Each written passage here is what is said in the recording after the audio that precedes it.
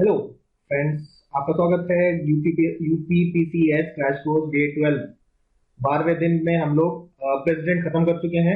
तो एक शॉर्ट हम लोग रिवीजन करेंगे प्रेसिडेंट का, जिससे हमें सारे जो आर्टिकल्स है प्रेसिडेंट के याद कर लेंगे। ठीक है, तो सबसे पहली चीज देखा कि 52 में कहा कि भाई एक प्रेसिडेंट होगा। उसके बाद 53 में बोला कि सारे जो एग्जीक्यूटिव एक्शंस हैं वो प्रेसिडेंट के नाम पे लिए जाएंगे। 54 कहता है कि इसका क्या कहते हैं, हु विल वोट, कौन वोट देगा इलेक्शन में। ठीक है।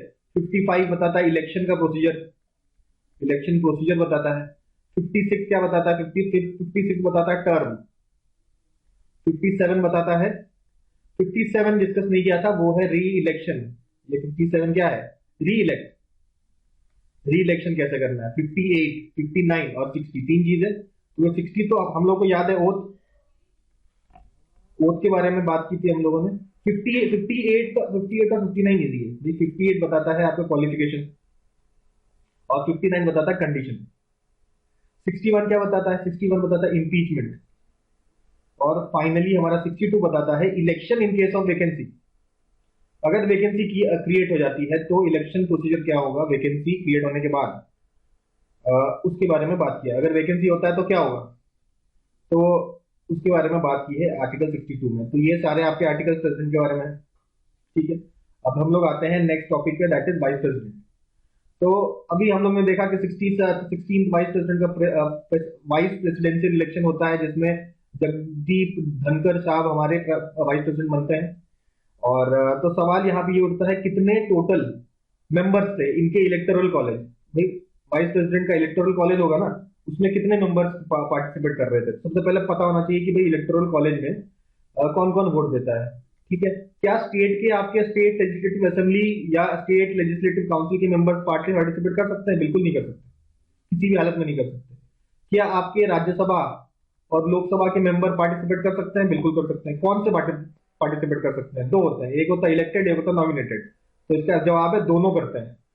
जितने भी टोटल आपके लोकसभा और राज्यसभा के मेंबर्स होंगे सारे आपके वाइस प्रेसिडेंट के इलेक्शन में वोट कर सकते हैं। ठीक है, सवाल उठता है कितने होते हैं। भाई लोकसभा में हमको मालूम है इस समय करेंटली 543 मेंबर्स हैं, और राज्यसभा में इस समय करेंटली मेंबर्स हैं 245। टोटल ऐड करिए बनता है 788। तो आपसे पूछा जाए कितने टोटल लोगों ने वोट दिया था इन वाइस प्रेसिडेंशियल इलेक्शन, तो वह 788 लोगों ने वोट दिया था। आई होप ये बात हम लोगों को समझ में आ गई। ठीक है, तो ये बात करी हम लोगों ने इलेक्शन की। ठीक है, अच्छा एक और बात करते हैं, क्वालिफिकेशन की बात कर लेते हैं।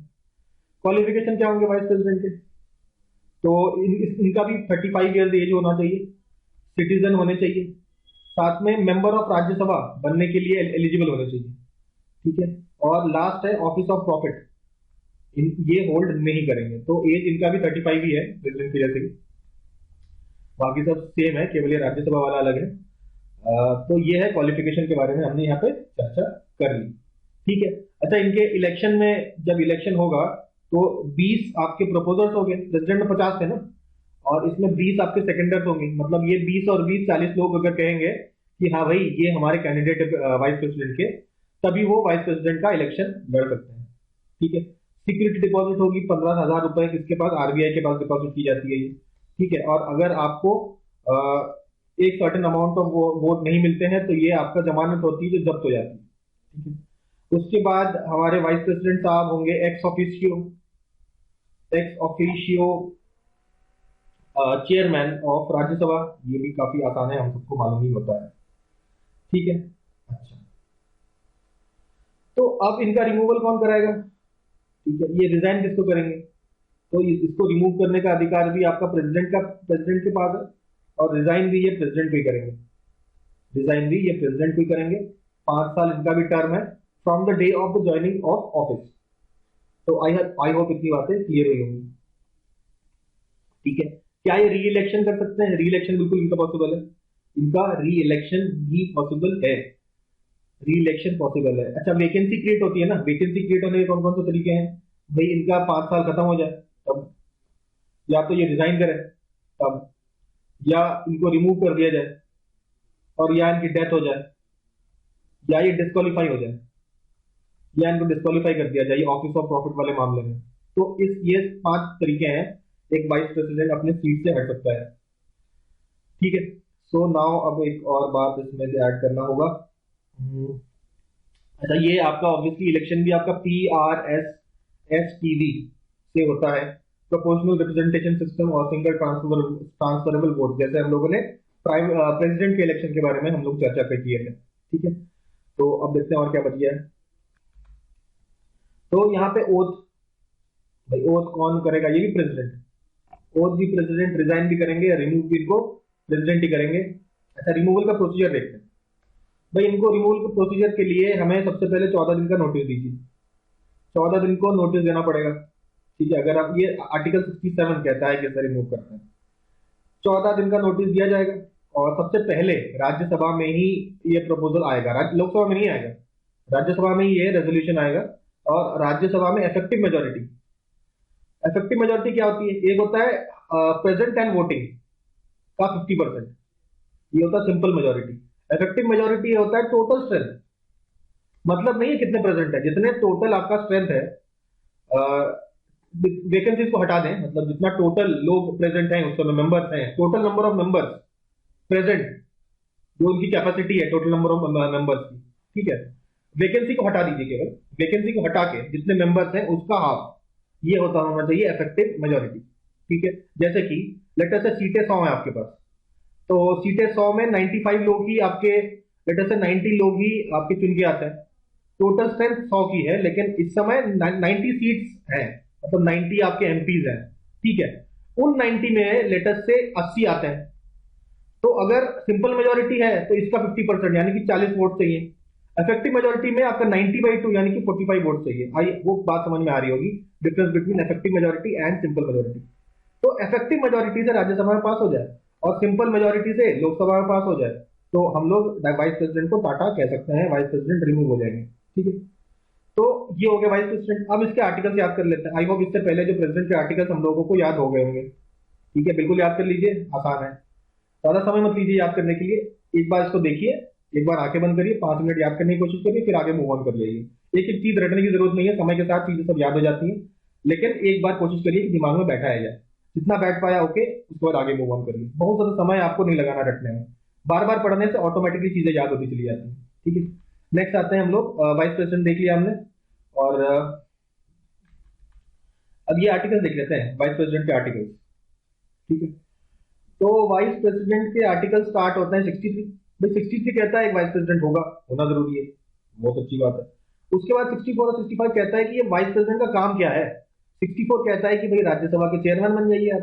65 ये कहता है गलती से अगर प्रेसिडेंट की सीट में वैकेंसी होती है तो हमारा वाइस प्रेसिडेंट एज प्रेसिडेंट काम करेगा, और उस समय ऑब्वियसली राज्यसभा के चेयरमैन के हिसाब से काम नहीं करेगा, प्रेसिडेंट के हिसाब से काम करेगा। तो ये तो हो गया ड्यूटीज।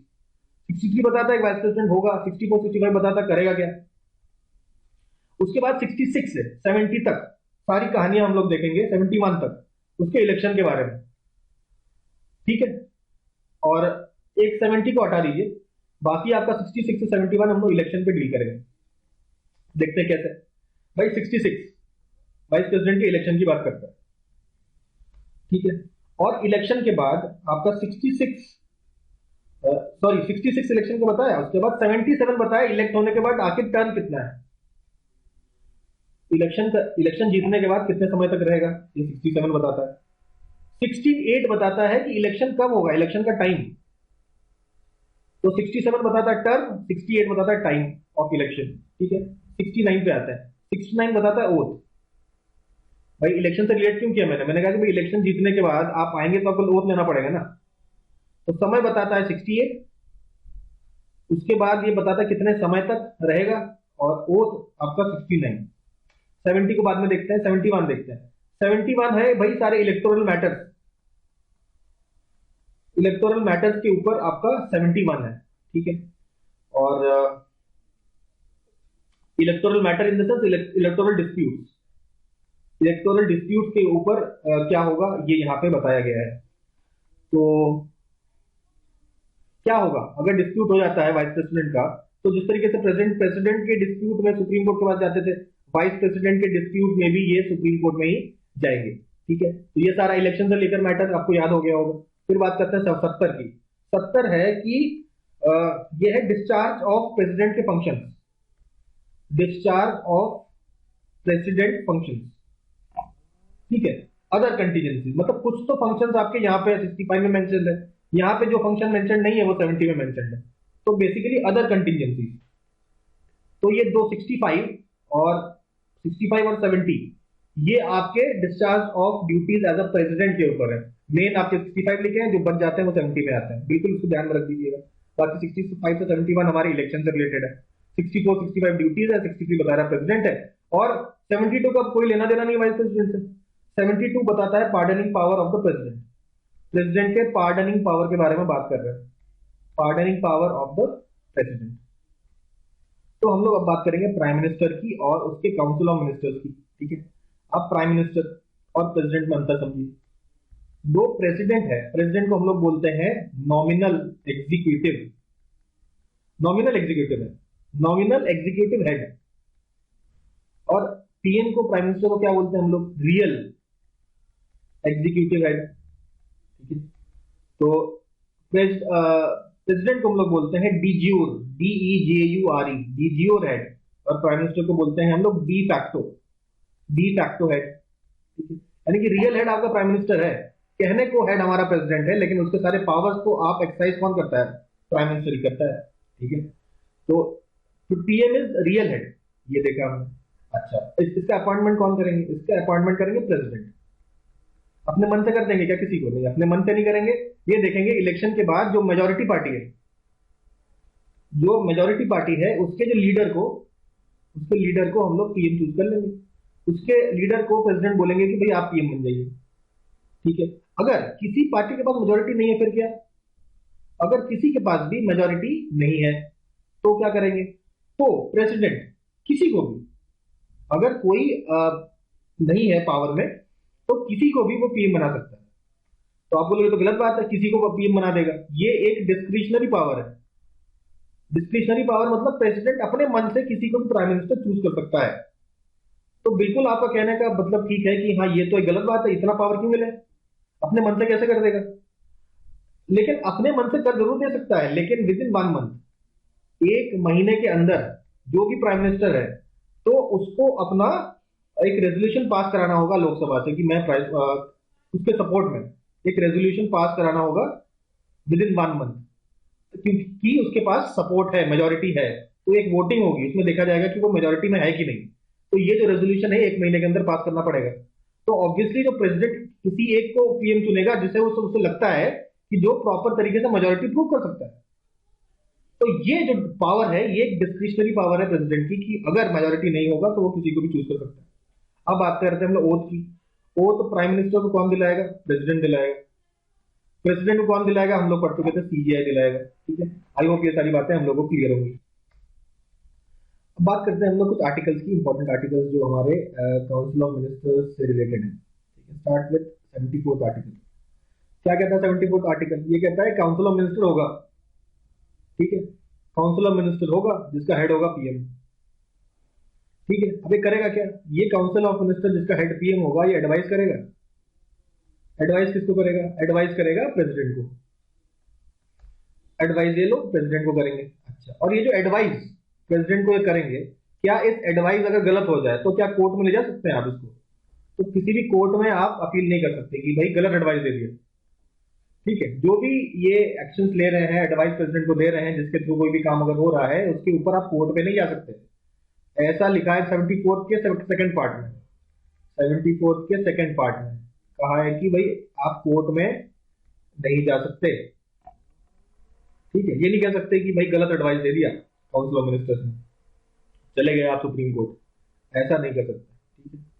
तो ये तो होगी 74th की बात। 75th पे आ जाते हैं। 75th में कई सारी चीजें बताई गई हैं कि भाई इनका अपॉइंटमेंट कैसे होगा।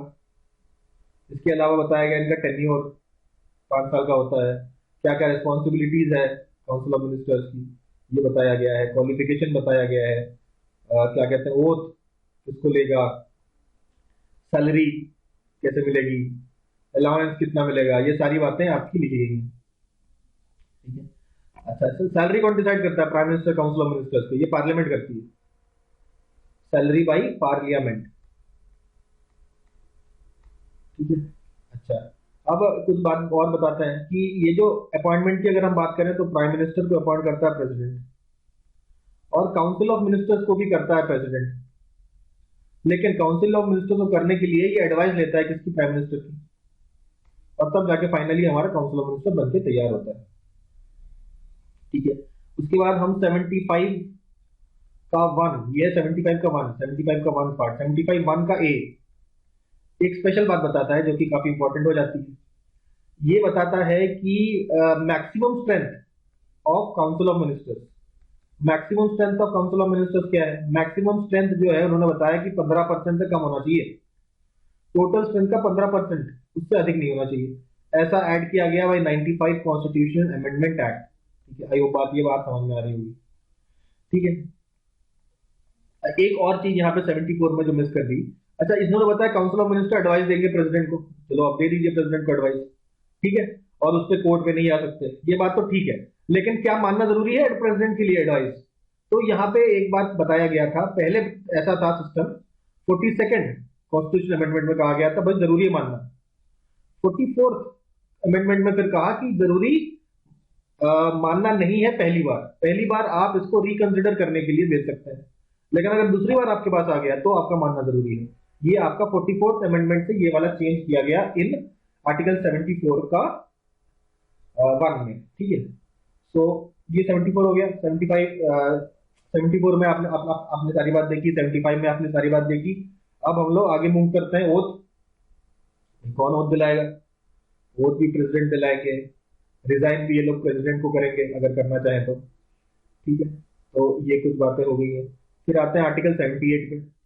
आर्टिकल 78 क्या बताता है? आर्टिकल 78 बताता है duties of the prime minister. Prime minister की ड्यूटी होगी, क्या ड्यूटी होगी प्राइम मिनिस्टर की? कि प्रेसिडेंट को बताए, खबर दे। किस बात की खबर देनी है? तो जो भी आप डिसीजन लेते हैं, जो भी आप डिसाइड करते हैं, वो आपको भेजना पड़ेगा। जो भी लेजिस्लेशन बनाया है, या जो भी आपने एडमिनिस्ट्रेटिव अफेयर्स हैं, इन सब का जो जानकारी है आपको प्रेसिडेंट को प्रोवाइड करना पड़ेगा।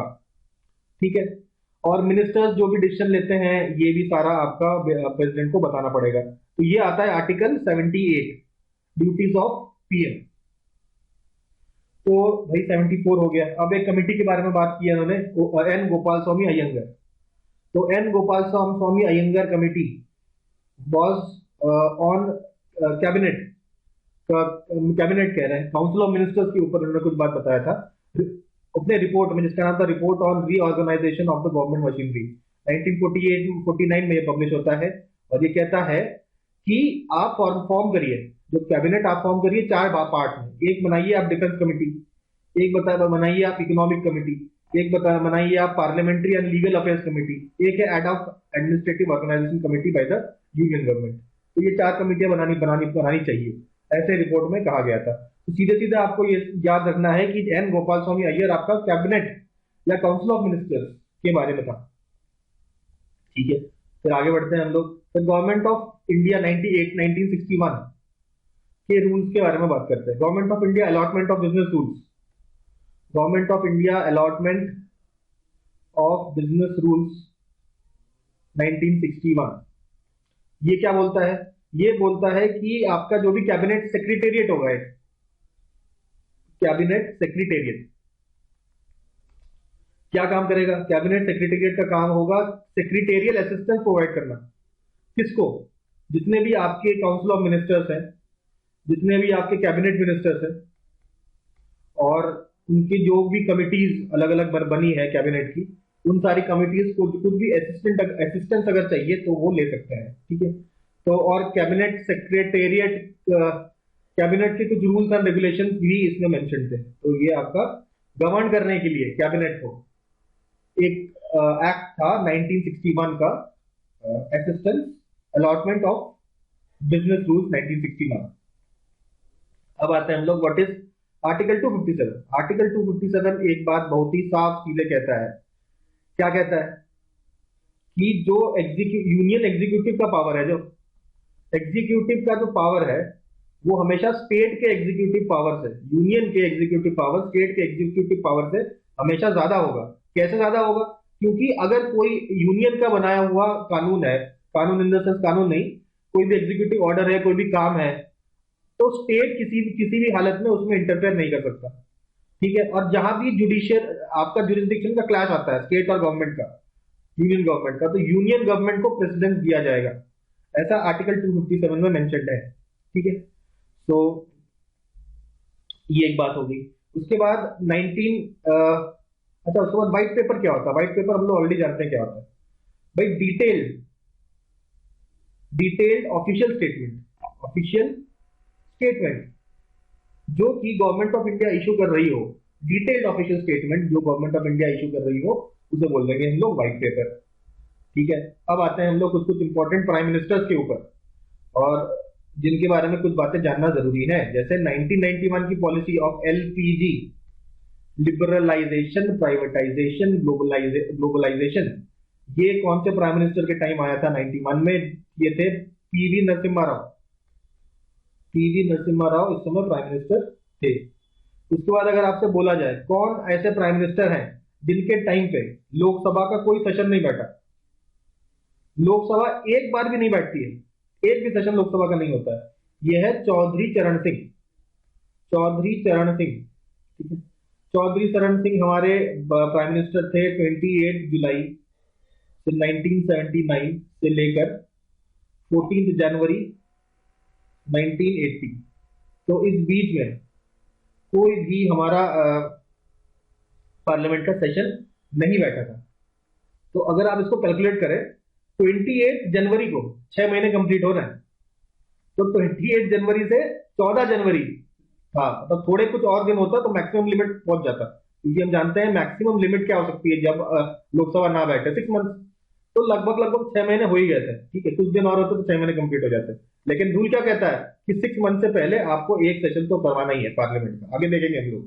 ठीक है, तो ये एक छोटी सी बात अगर ऑब्जर्व कर पाए तो आप शायद कर सकते हैं इस वाले डेटा से। ठीक है, 28 जुलाई से 28 जनवरी तक 6 महीने होते हैं, लेकिन 14 जनवरी तक ये रूल किए थे। ठीक है, उसके बाद तो इलेक्शन हो जाना है। ठीक है, ये प्राइम मिनिस्टर थे। चौधरी चरण सिंह के बाद हम लोग बात करेंगे वो सारे चीफ मिनिस्टर जो बाद में जाके प्राइम मिनिस्टर बनते हैं। तो ऐसे कितने हैं? 6 ऐसे सीएम हैं जो बाद में जाके पीएम बनते हैं। सबसे पहले हमारे हैं मोरारजी देसाई। मोरारजी देसाई कहाँ के सीएम थे? बॉम्बे के सीएम थे। कब से कब तक थे? 1952 से 1956। तो इसको आप भूल जाइए। आपको याद क्या रखना है कि ये जो मोरारजी देसाई जी हैं, ये सबसे फर्स्ट नॉन कांग्रेस के आपके प्राइम मिनिस्टर थे। First non Congress prime minister was Morarji Desai. कब से कब तक थे? 1977 से लेके नेक्स्ट आपका ये बनते हैं 1980 तक, सॉरी 1979 तक। 1979 15 जुलाई 1979, 24 मार्च से शायद, ये सीधे याद रखिए 1977 से 1979। ठीक है, इसके जस्ट बाद कौन बनते हैं? वो भी चरण सिंह, चौधरी चरण सिंह, जिसके बारे में हम यहाँ पे चर्चा कर चुके हैं। तो ये आपके 79 से 80 तक बनते हैं। 79 से 80 तक ये बन जाता है। नेक्स्ट ये इसके बाद चर्चा कर चुके हम लोग। तो 1979 से 1980 तक अगले सीएम यही थे मोरारजी देसाई के बाद। ठीक है, ये कहाँ के चीफ मिनिस्टर रह चुके हैं? तो ये चीफ मिनिस्टर रह चुके हैं यूपी के। ठीक है, फिर थर्ड नंबर पे आता है। 1980 पहुंच गया ना। 1980 में हमने देखा कि इंदिरा गांधी बनती हैं, 74 में डेथ हो जाती है उनकी।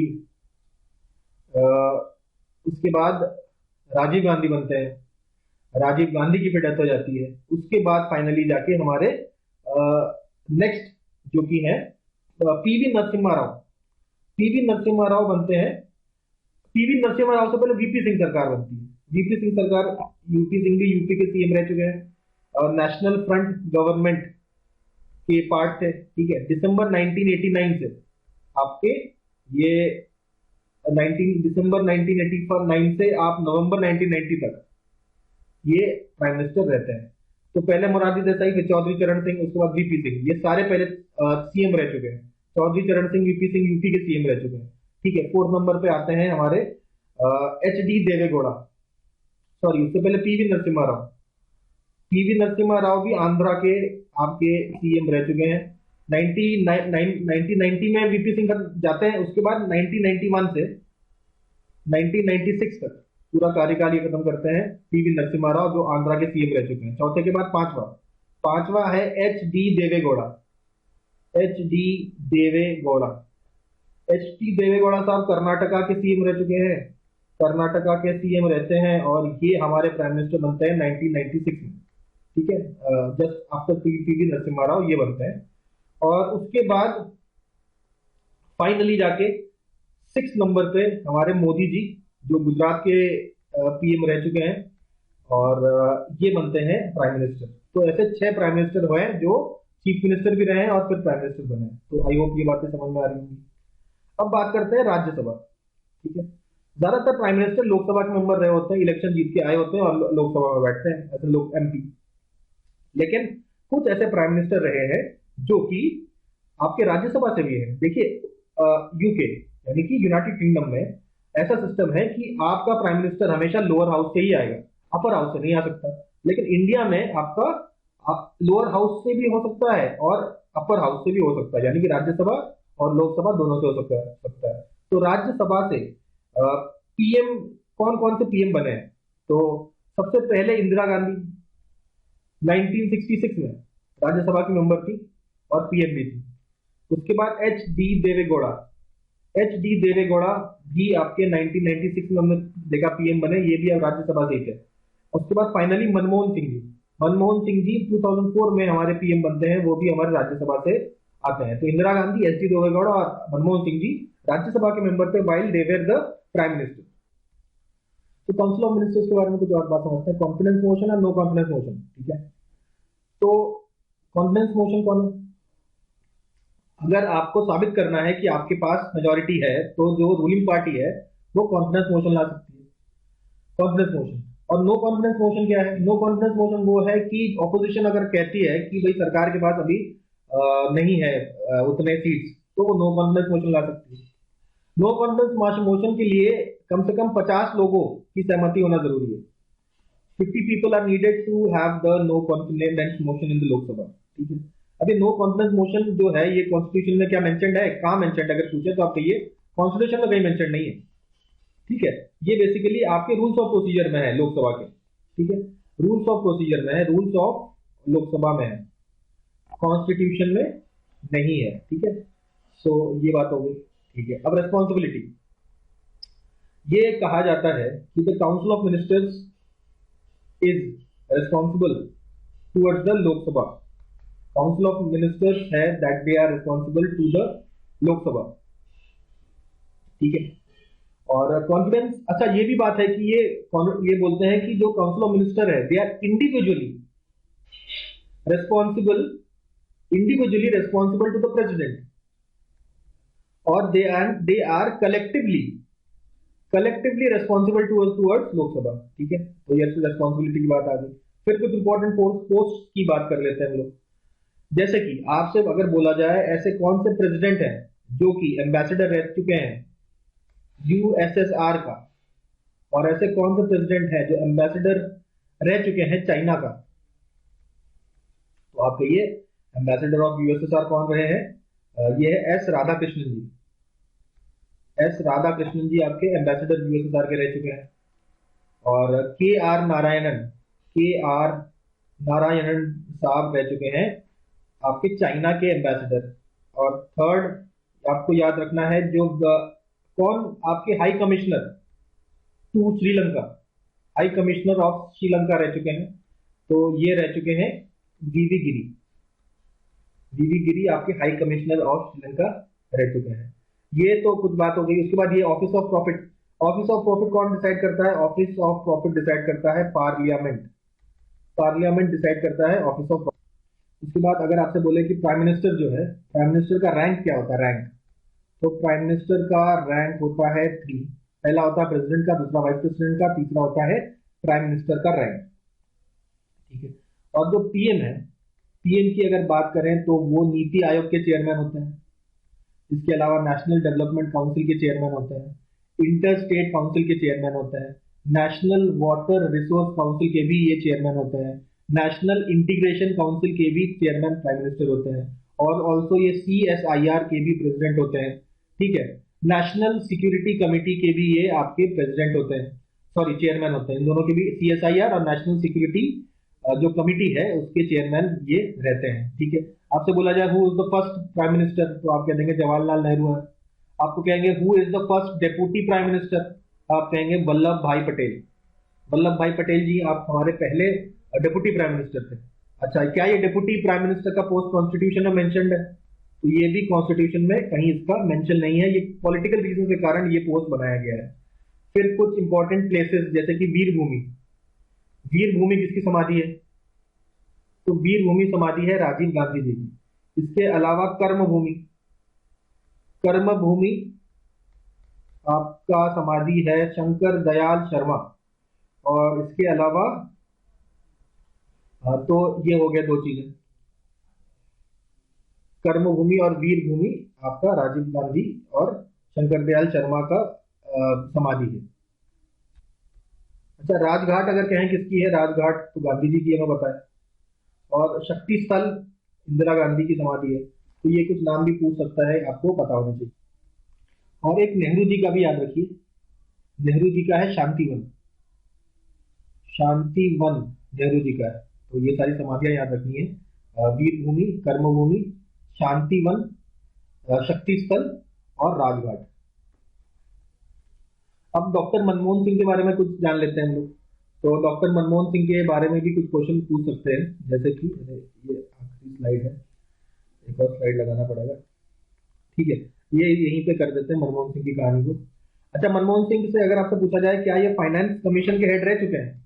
फाइनेंस कमीशन के हेड, तो बिल्कुल मनमोहन सिंह फाइनेंस कमीशन के हेड कभी नहीं रहे। आपसे अगर बोला जाए क्या मनमोहन सिंह आरबीआई के गवर्नर रह चुके हैं, तो आरबीआई के गवर्नर मनमोहन सिंह रह चुके हैं, ठीक है।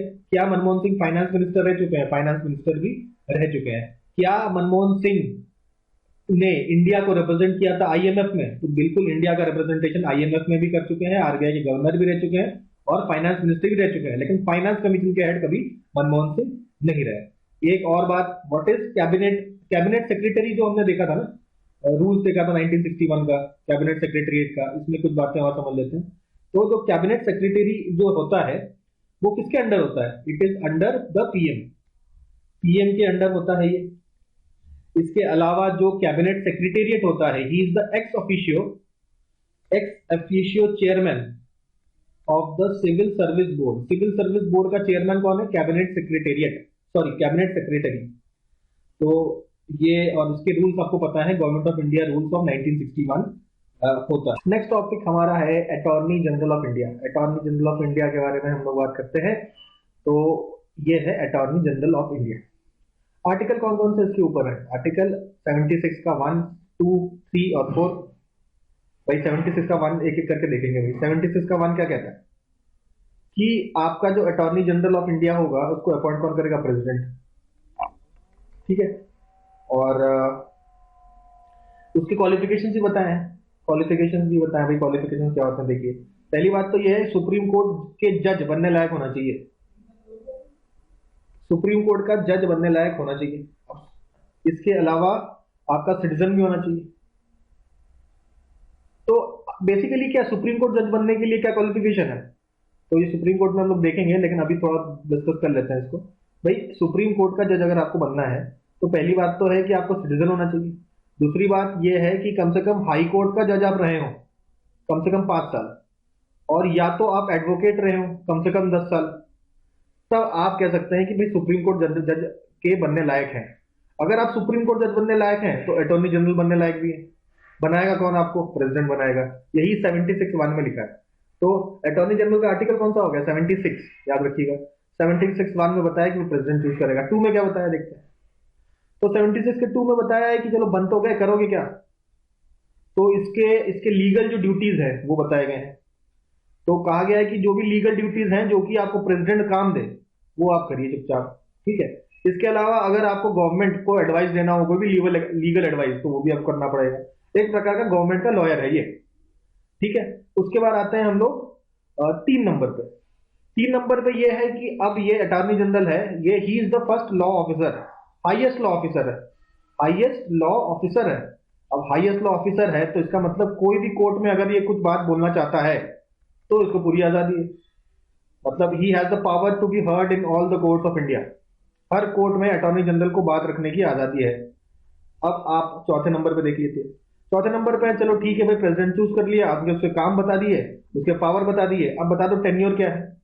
तो कोई क्या टेन्योर कोई मेंशन, देखो टेन्योर तो ऐसा मेंशन है नहीं, लेकिन ये प्लेजर ऑफ द गवर्नमेंट में काम करता है। Pleasure of the government, sorry pleasure of the president, president के प्लेजर में। सेम चीज आप देखिए, रिन्यूमरेशन, कोई रिन्यूमरेशन कॉन्स्टिट्यूशन ने नहीं दिया है, रिमूव करने का कोई तरीका नहीं दिया है। तो ये सारी चीजें ये आपका प्रेसिडेंट फिक्स करेगा।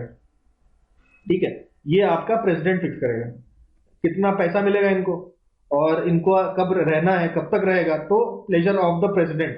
प्रेसिडेंट जब कहे आपको जाना है तो चले जाएंगे। तो सब कुछ प्रेसिडेंट के ऊपर निर्भर करता है। कोई भी कॉन्स्टिट्यूशन में बात नहीं लिखी है आपके सैलरी को लेकर और इनके रिमूवल को लेकर, लेकिन रिजाइन करना हो तो प्रेसिडेंट को करना पड़ेगा। ठीक है, आई वो बात यहाँ पे समझ में आ गई होगी। 76 1 2 3 4 समझ में आया, आर्टिकल इसका समझ में आ गया। अब एक स्पेशल आर्टिकल 88 है, वो भी अटॉर्नी जनरल को लेकर है। क्या कहता है कि भाई कोई भी आपका मिनिस्टर है गवर्नमेंट में या आपका अटॉर्नी जनरल है, ठीक है, वो चाहे तो लोकसभा में बैठ सकता है, राज्यसभा में बैठ सकता है, कोई उसे रोकने वाला नहीं है। लेकिन अगर आप अटॉर्नी जनरल बोलेगा कि मैं चलो बैठ रहा हूं, वोट भी दूंगा, तो वोट आप किसी में नहीं दे सकते। लेकिन मिनिस्टर कहां वोट दे सकते हैं? जिस हाउस में, अगर लोकसभा में है तो लोकसभा में, राज्यसभा में है तो राज्यसभा में वोट दीजिए। ठीक है, लेकिन लोकसभा में है, राज्यसभा में बैठ तो सकते हैं पर वोट नहीं दे सकते। उस तरह राज्यसभा में है तो राज्यसभा लोकसभा में बैठ तो सकते हैं पर वोट नहीं दे सकते। तो ये बात हो गई आर्टिकल 88 की, इससे रिलेटेड। ठीक है, और अटॉर्नी जनरल को कहा गया है कि भाई क्योंकि भाई मिनिस्टर और अटॉर्नी जनरल को ये पावर मिला है, तो इसको प्रिविलेजेस भी, अटॉर्नी जनरल को जो भी आपके एमपी के प्रिविलेजेस है वो आपको अटॉर्नी जनरल को भी देना पड़ेगा।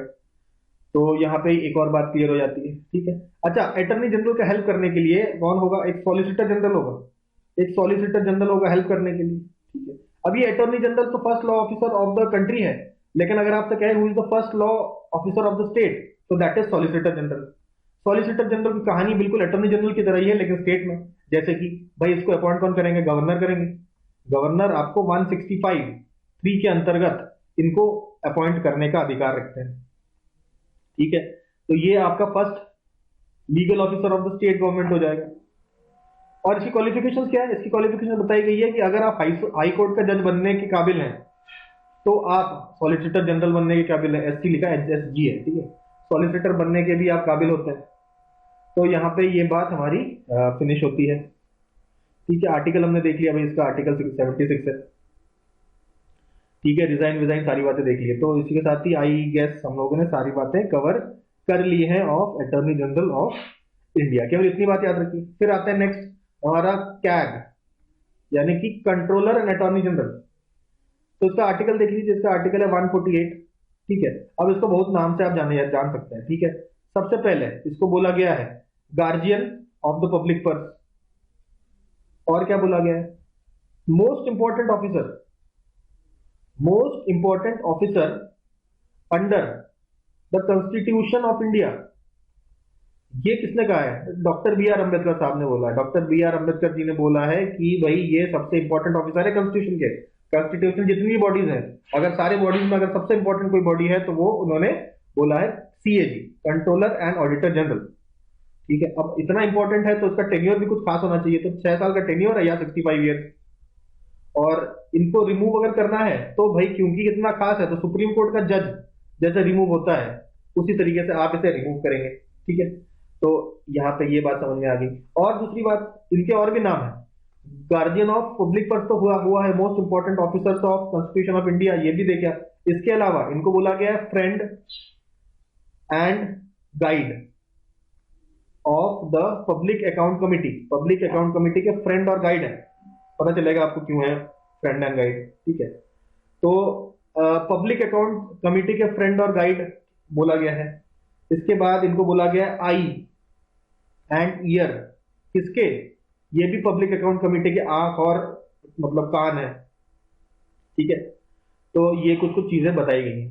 ठीक है, और दूसरी बात, ऐसा कहा गया है कि 4 ऑफिसर्स ऐसे हैं, there are 4 officers under the constitution which are called as the bulwark of democracy. अभी बुलवार्क क्या चीज होती है?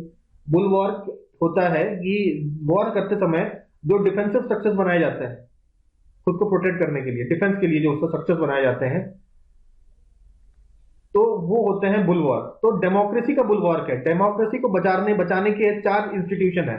डेमोक्रेसी को आप ऑटोक्रेसी से या से बचाने के लिए आपके चार बेसिक जो हथियार हैं, उनमें से एक हथियार है आपका सीएजी। आप बोलेंगे एक हथियार तो समझ गए, सीएजी का हथियार कैसे? क्योंकि भाई कोई करप्शन वरप्शन हो रहा है कि नहीं, और सारे अकाउंट ऑडिट करने का काम आपका सीएजी का होता है, तो करप्शन वगैरह का रोकथाम करता है। इसके अलावा जो सेकंड बुलवॉर्क ऑफ डेमोक्रेसी है वो है सुप्रीम कोर्ट। ठीक है, कोई भी अगर सरकार गलत काम कर रही है, फंडामेंटल राइट का हनन कर रही है, सुप्रीम कोर्ट में जाइए, प्रोटेक्ट करिए। तो तानाशाही से बचाने का काम करती है सुप्रीम कोर्ट। इसके बाद है इलेक्शन कमीशन। ठीक है, इलेक्शन कमीशन ये देखती है कि भाई इलेक्शन से तो पावर मिलता है, इलेक्शन में अगर धांधली कर दिया जाए, ठीक है, तो क्या करेंगे आप? इलेक्शन में धांधली ना हो पाए, उसका ये काम मिला है इलेक्शन कमीशन को। और चौथी चीज, पूरा कंट्री चलाता है सिविल सर्वेंट। सिविल सर्वेंट अगर गलत चीज होके आने लगे या धांधली से होने लगे या उसमें करप्शन आ गया, तो भी आपका डेमोक्रेसी नहीं बच पाएगा। तो उसको बचाने के लिए कौन कौन खड़ा है? यूपीएससी। तो ये आपके सिविल सर्विस सर्वेंट को चूज करता है, election commission proper election conduct कराता है, सुप्रीम कोर्ट फंडामेंटल राइट को प्रोटेक्ट करता है, और सीएजी देखता है कि कोई भी करप्शन ना हो रहा हो या अकाउंट्स प्रॉपर मैनेज हो रहे हैं, कोई भी घपला वगैरह जो भी सरकार करती है वो उसको पकड़ने का काम सीएजी का होता है। तो these are the defence system of our democracy. तो आई होप इतनी बात समझ में आई होगी। फिर आते हैं आर्टिकल 151 में। अभी ये जो बात है ना, जो हमने कही थी कि ये पीएससी क्यों लिखा है, INER, ये समझ में आएगा। आर्टिकल 151 कहता है कि ये जो सीएजी है, सीएजी का काम क्या है भाई? ऑडिट करना। ठीक है, ये ऑडिट करता है, ऑडिट करके एक रिपोर्ट बनाता है, रिपोर्ट बनाने के बाद ये देता है पीएससी को, ये पार्लियामेंट को देता है। पार्लियामेंट के पास रिपोर्ट पहुंच गई सीएजी की। अब ये पार्लियामेंट कहेगा कि भाई इस रिपोर्ट को चेक करो। किसको चेक करने को कहेगा? पब्लिक अकाउंट कमेटी को कहेगा कि भैया इसको चेक करो। ठीक है, और पब्लिक अकाउंट कमेटी को हेल्प करने के लिए सीएजी बैठा है। तो क्योंकि ये पब्लिक अकाउंट कमेटी को हेल्प करता है अपनी रिपोर्ट पढ़ के समझने के लिए, तो इसलिए इसे INER ऑफ पीएससी बोला गया है, friend and guide of PSC बोला गया है। भाई इसी की रिपोर्ट है, जब तक ये समझाने वाला नहीं बैठेगा, इसको समझ भी जानना है, तो गाइड भी करेगा। तो ये सारी बातें हमने रिपोर्ट को लेकर देखी, 151(1) और 151(2). अब ये 1 तो समझ में आ गया, 1 और 2 अलग अलग क्यों है? अरे भाई 1 सेंटर के लिए है और 2 स्टेट के लिए है। तो ये सीएजी जिस तरीके से पार्लियामेंट में रिपोर्ट पुट करता है, उसी तरीके से आपका स्टेट लेजिस्लेटिव असेंबली में भी आपको पुट होता है। फिर वापस वो आपका स्टेट के जो कमिटी उसको देखती है कि ठीक हो रहा है कि नहीं, उसको समझती है रिपोर्ट को। तो ये जो नंबर 2 है, ये स्टेट के लिए, नंबर 1 आपका यूनियन के लिए। तो ये दोनों बात क्लियर हो जाती है। अच्छा, अब ये जो सीएजी है, सीएजी ऑब्वियसली कॉन्स्टिट्यूशनल बॉडी है, कॉन्स्टिट्यूशन में मेंशन है इसका। इसको लेकर रेगुलेट करने के लिए एक एक्ट आता है। कौन सी ईयर में एक्ट आता है? 1971 में सीएजी एक्ट आता है, ये हमने देख लिया। ठीक है, सीएजी एक्ट रूल्स बनते हैं और इसको 1976 में दोबारा अमेंड भी किया जाता है, तो इसके ज्यादा डिटेल में हम लोग यहाँ पे नहीं जाते। ठीक है, लेकिन एक बात हम लोग समझ सकते हैं कि अब एक्चुअली में सीएजी का काम क्या है। सीएजी का काम है ऑडिट रिपोर्ट बनाना, ऑडिट करना।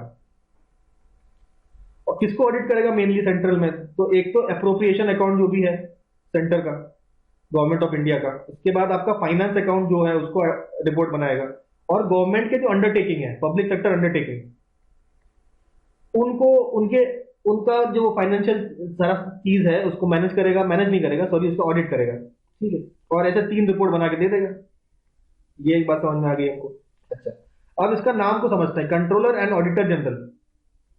कंट्रोलर का काम क्या होता है? Receipt and issue of public money, receipt and issue of public money. Auditor का काम तो आप जानते ही करते हैं। तो 2 काम होते हैं कंट्रोलर का, यानी कि मनी, पब्लिक मनी को इशू करना और उसे उसका रिसीट लेना, ये होता है कंट्रोलर का काम। और ऑडिटर का काम कि चेक करना कि अकाउंट प्रॉपरली है कि नहीं, कोई गलती तो नहीं है, कोई धांधली तो नहीं हुई है।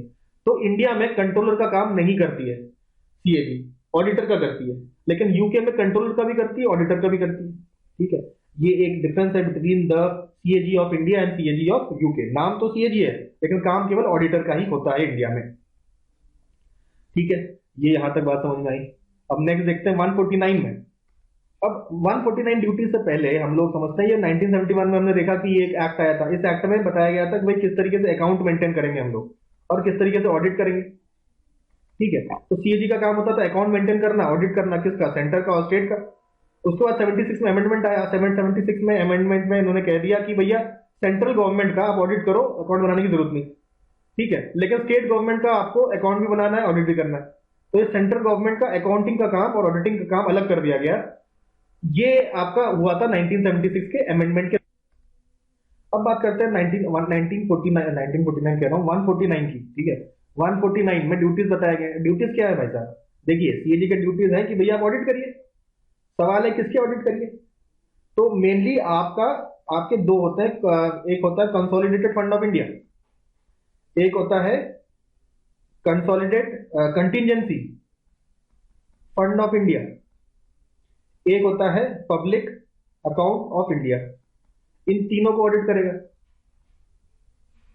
ठीक है। इन तीनों को ऑडिट करने के बाद फिर कंसोलिडेटेड फंड ऑफ स्टेट भी होता है, स्टेट भी होता है और यूनियन टेरिटरीज भी होता है, इसको भी क्या करेगा? ऑडिट करेगा, ठीक है।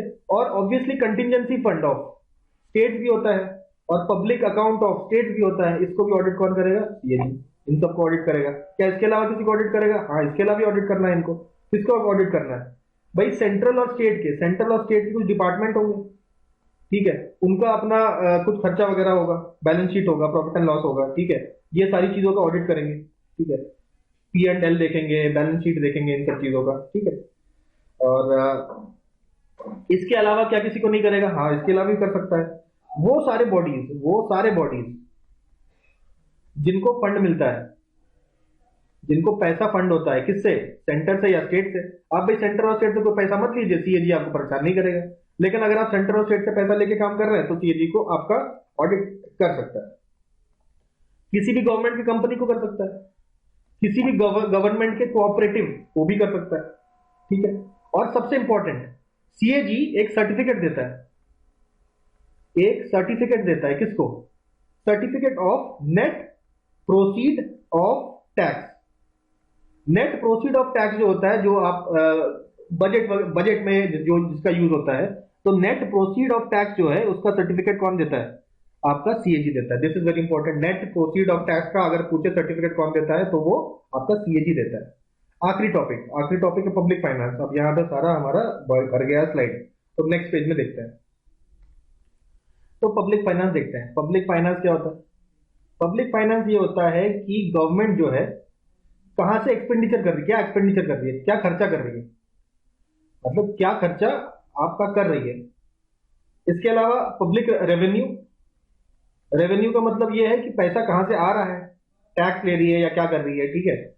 इसके अलावा आपका डेट, डेट का मतलब ये है कि क्या कोई उधारी ले रही है, तो ये भी एक, यहां से भी पैसा आता है और ये पैसा कर देते हैं हम लोग एक्सपेंडिचर। तो ये तीन चीजों की स्टडी। इसके अलावा ये सारा काम करने में कुछ एडमिनिस्ट्रेशन लगा होगा ना, तो आपका फाइनेंशियल एडमिनिस्ट्रेशन, फाइनेंशियल एडमिनिस्ट्रेशन।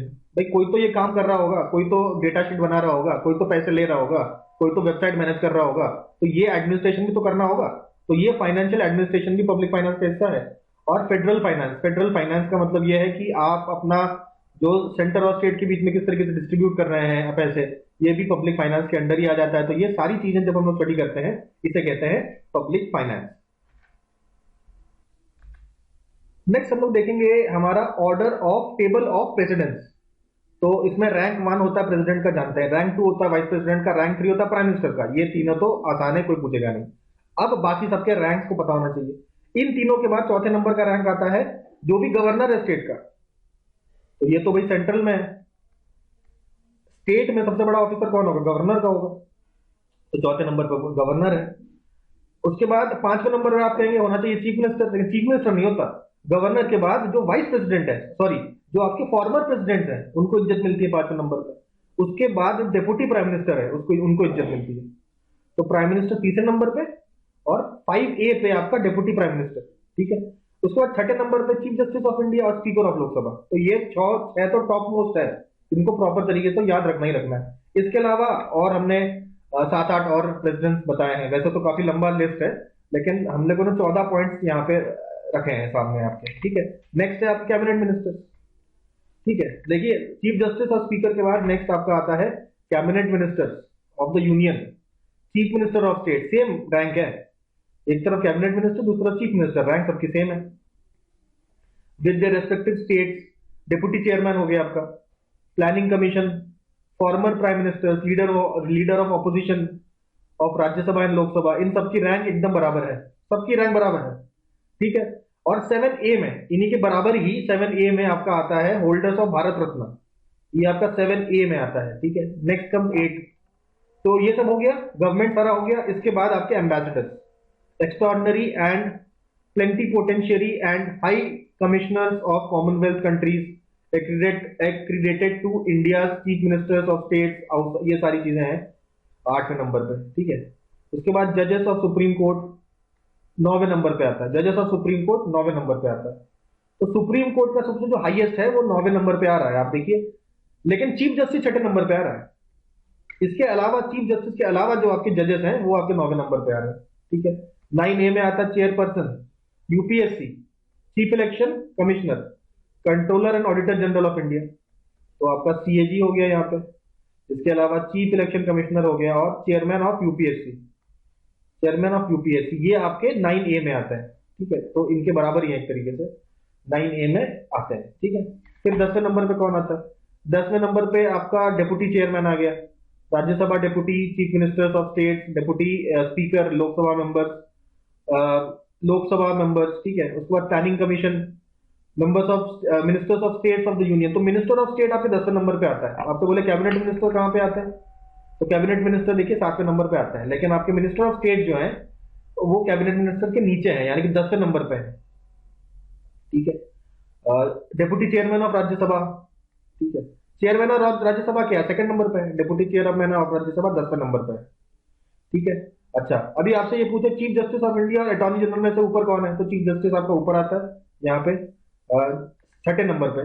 उसके बाद जजेस ऑफ सुप्रीम कोर्ट, फिर जाके आपका अटॉर्नी जनरल, ठीक है। अटॉर्नी जनरल उसके नीचे है जजेस के। Cabinet secretariat secretary, cabinet secretary, ये भी आपका 11वें नंबर पे आता है, ठीक है। तो उसके बाद लेफ्टिनेंट गवर्नर यूनियन टेरिटरीज के। उसके बाद चीफ ऑफ द स्टाफ, जो भी फुल जनरल का रैंक होता है वो आता होता है 12। सारे पॉलिटिशियंस और जजेस इन सबके नीचे आपका आता है जनरल 12वें नंबर पे। उसके बाद envoys, extraordinary ministers, plenipotentiary accredited to India, chairman, ये सब ठीक है, छोड़ दीजिए, 12 तक याद रखिए केवल। और इसमें आपको कौन ऊपर है कौन नीचे है ये आइडिया लगना चाहिए। तो आई होप ये सारी बातें क्लियर हो रही होंगी। तो टॉप 6 आसान है, president, vice president, prime minister, ठीक है। चीफ जस्टिस देखा हमने। उसके बाद जजेस होते हैं, जजेस ऑफ सुप्रीम कोर्ट 9। 11वें नंबर पे आपके अटॉर्नी जनरल, अटॉर्नी जनरल के साथ कैबिनेट सेक्रेटेरिएट भी। जनरल अटॉर्नी जनरल से भी नीचे है, जो फुल जनरल होते हैं आपके चीफ ऑफ द स्टाफ, जिनका फुल जनरल के बराबर रैंक है, तीनों के, आर्मी, नेवी, एयरफोर्स, वो सब 12 में आते हैं, 12th रैंक में आते हैं, ठीक है। Chairperson second, deputy chairperson of Rajya Sabha second. तो ये पूरा एक बार पढ़ लीजिए, 2-3 बार, सब याद हो जाएगा। और अब ये है ऑर्डर ऑफ प्रेसिडेंस, ये भी कई बार पूछा गया है एग्जाम में। अब हमारे कहानी का पड़ाव पहुंचा है पार्लियामेंट के पास, ठीक है। पार्लियामेंट पढ़ेंगे हम लोग, काफी इंपॉर्टेंट है, बहुत सारे क्वेश्चन इससे आप उम्मीद कर सकते हैं। सारे जो भी टॉपिक्स इंपॉर्टेंट है पार्लियामेंट कंप्लीट करेंगे हम लोग। स्टार्ट करते हैं नाम से, नामकरण करते हैं पहले। तो पार्लियामेंट जो है, ऑब्वियसली इसमें 2 हाउसेस थे, बाई कैमरल लेजिस्लेचर था, ये तो हम देख चुके हैं। बाई कैमरल लेजिस्लेचर आपको 1919 में 1919 में आ चुका था, ठीक है। तो तब से बाई कैमरल है नाम, लेकिन इसका चेंज होता है कब? इसका नाम क्या था? तो लोअर हाउस को हम लोग बोलते थे हाउस ऑफ पीपल, और जो अपर हाउस को बोलते थे उसको बोलते थे काउंसिल ऑफ स्टेट्स। यही ये जो नाम है ये 1950 में बदल दिया गया, कह रहे कि अंग्रेजी नाम नहीं, हिंदी नाम रखेंगे हम लोग। 1954 में कहा गया तो हाउस ऑफ पीपल का नाम रख दिया जाएगा लोकसभा, और काउंसिल ऑफ स्टेट का नाम रख दिया जाएगा राज्यसभा। तो ये हो गया नामकरण की बात, ठीक है। अच्छा, ब्रिटेन के जो पार्लियामेंट है उसको क्या बोलते हैं? तो parliament of Britain is called West minster, MINSTER, Westminster palace बोलते हैं। तो हम लोगों का जो पार्लियामेंट्री सिस्टम है वो तो यूके से लिया गया है ना, तो हमारे सिस्टम को बोल दिया गया था, पार्लियामेंट्री सिस्टम ऑफ इंडिया को बोलते हैं वेस्टमिंस्टर मॉडल, वेस्टमिंस्टर मॉडल बोल दिया जाता है। तो ये योगदान हो गया यूनाइटेड किंगडम का। अच्छा, अब 78 तक आर्टिकल खत्म कर चुके हैं हम लोग। 78 के बाद का कहानी चालू करते हैं, पार्लियामेंट का कहानी, जो कि शुरू होता है 79 आर्टिकल से। 79 टू 122 आर्टिकल, 79 से 122 article, that is part 5 part 5 का हिस्सा है, यूनियन का हिस्सा है। सबसे पहले प्रेसिडेंट वाला, प्रेसिडेंट देख लिया हमने, प्राइम मिनिस्टर देख लिया, काउंसिल ऑफ मिनिस्टर देख लिया, वो 78 तक खत्म हो गया, ठीक है। सो इसके बाद 78 के बाद 79 से 122 तक हम लोग पार्लियामेंट का स्टोरी समझेंगे। तो ये बात हो गई आर्टिकल्स की और पार्ट की। फिर हम लोग बात करते हैं एडमिनिस्ट्रेशन की। भाई आपका लोकसभा है, राज्यसभा है, तो इसका हेड का हेड कौन होगा? तो इनका होगा एक स्पीकर और एक डिप्टी स्पीकर, ठीक है। उसके बाद बात करते हैं हम लोग राज्यसभा की, उसका हेड होगा चेयरमैन और इसका डिप्टी चेयरमैन, तो ये लोग आपके हेड करेंगे, ठीक है। और भाई स्पीकर नहीं होगा तो डिप्टी स्पीकर, चेयरमैन नहीं होगा तो डिप्टी चेयरमैन आपको हेड करेगा। दोनों नहीं होंगे तो एक पैनल बना दिया गया, इसे बोले हैं panel of chairperson of Lok Sabha, ये लोकसभा का है।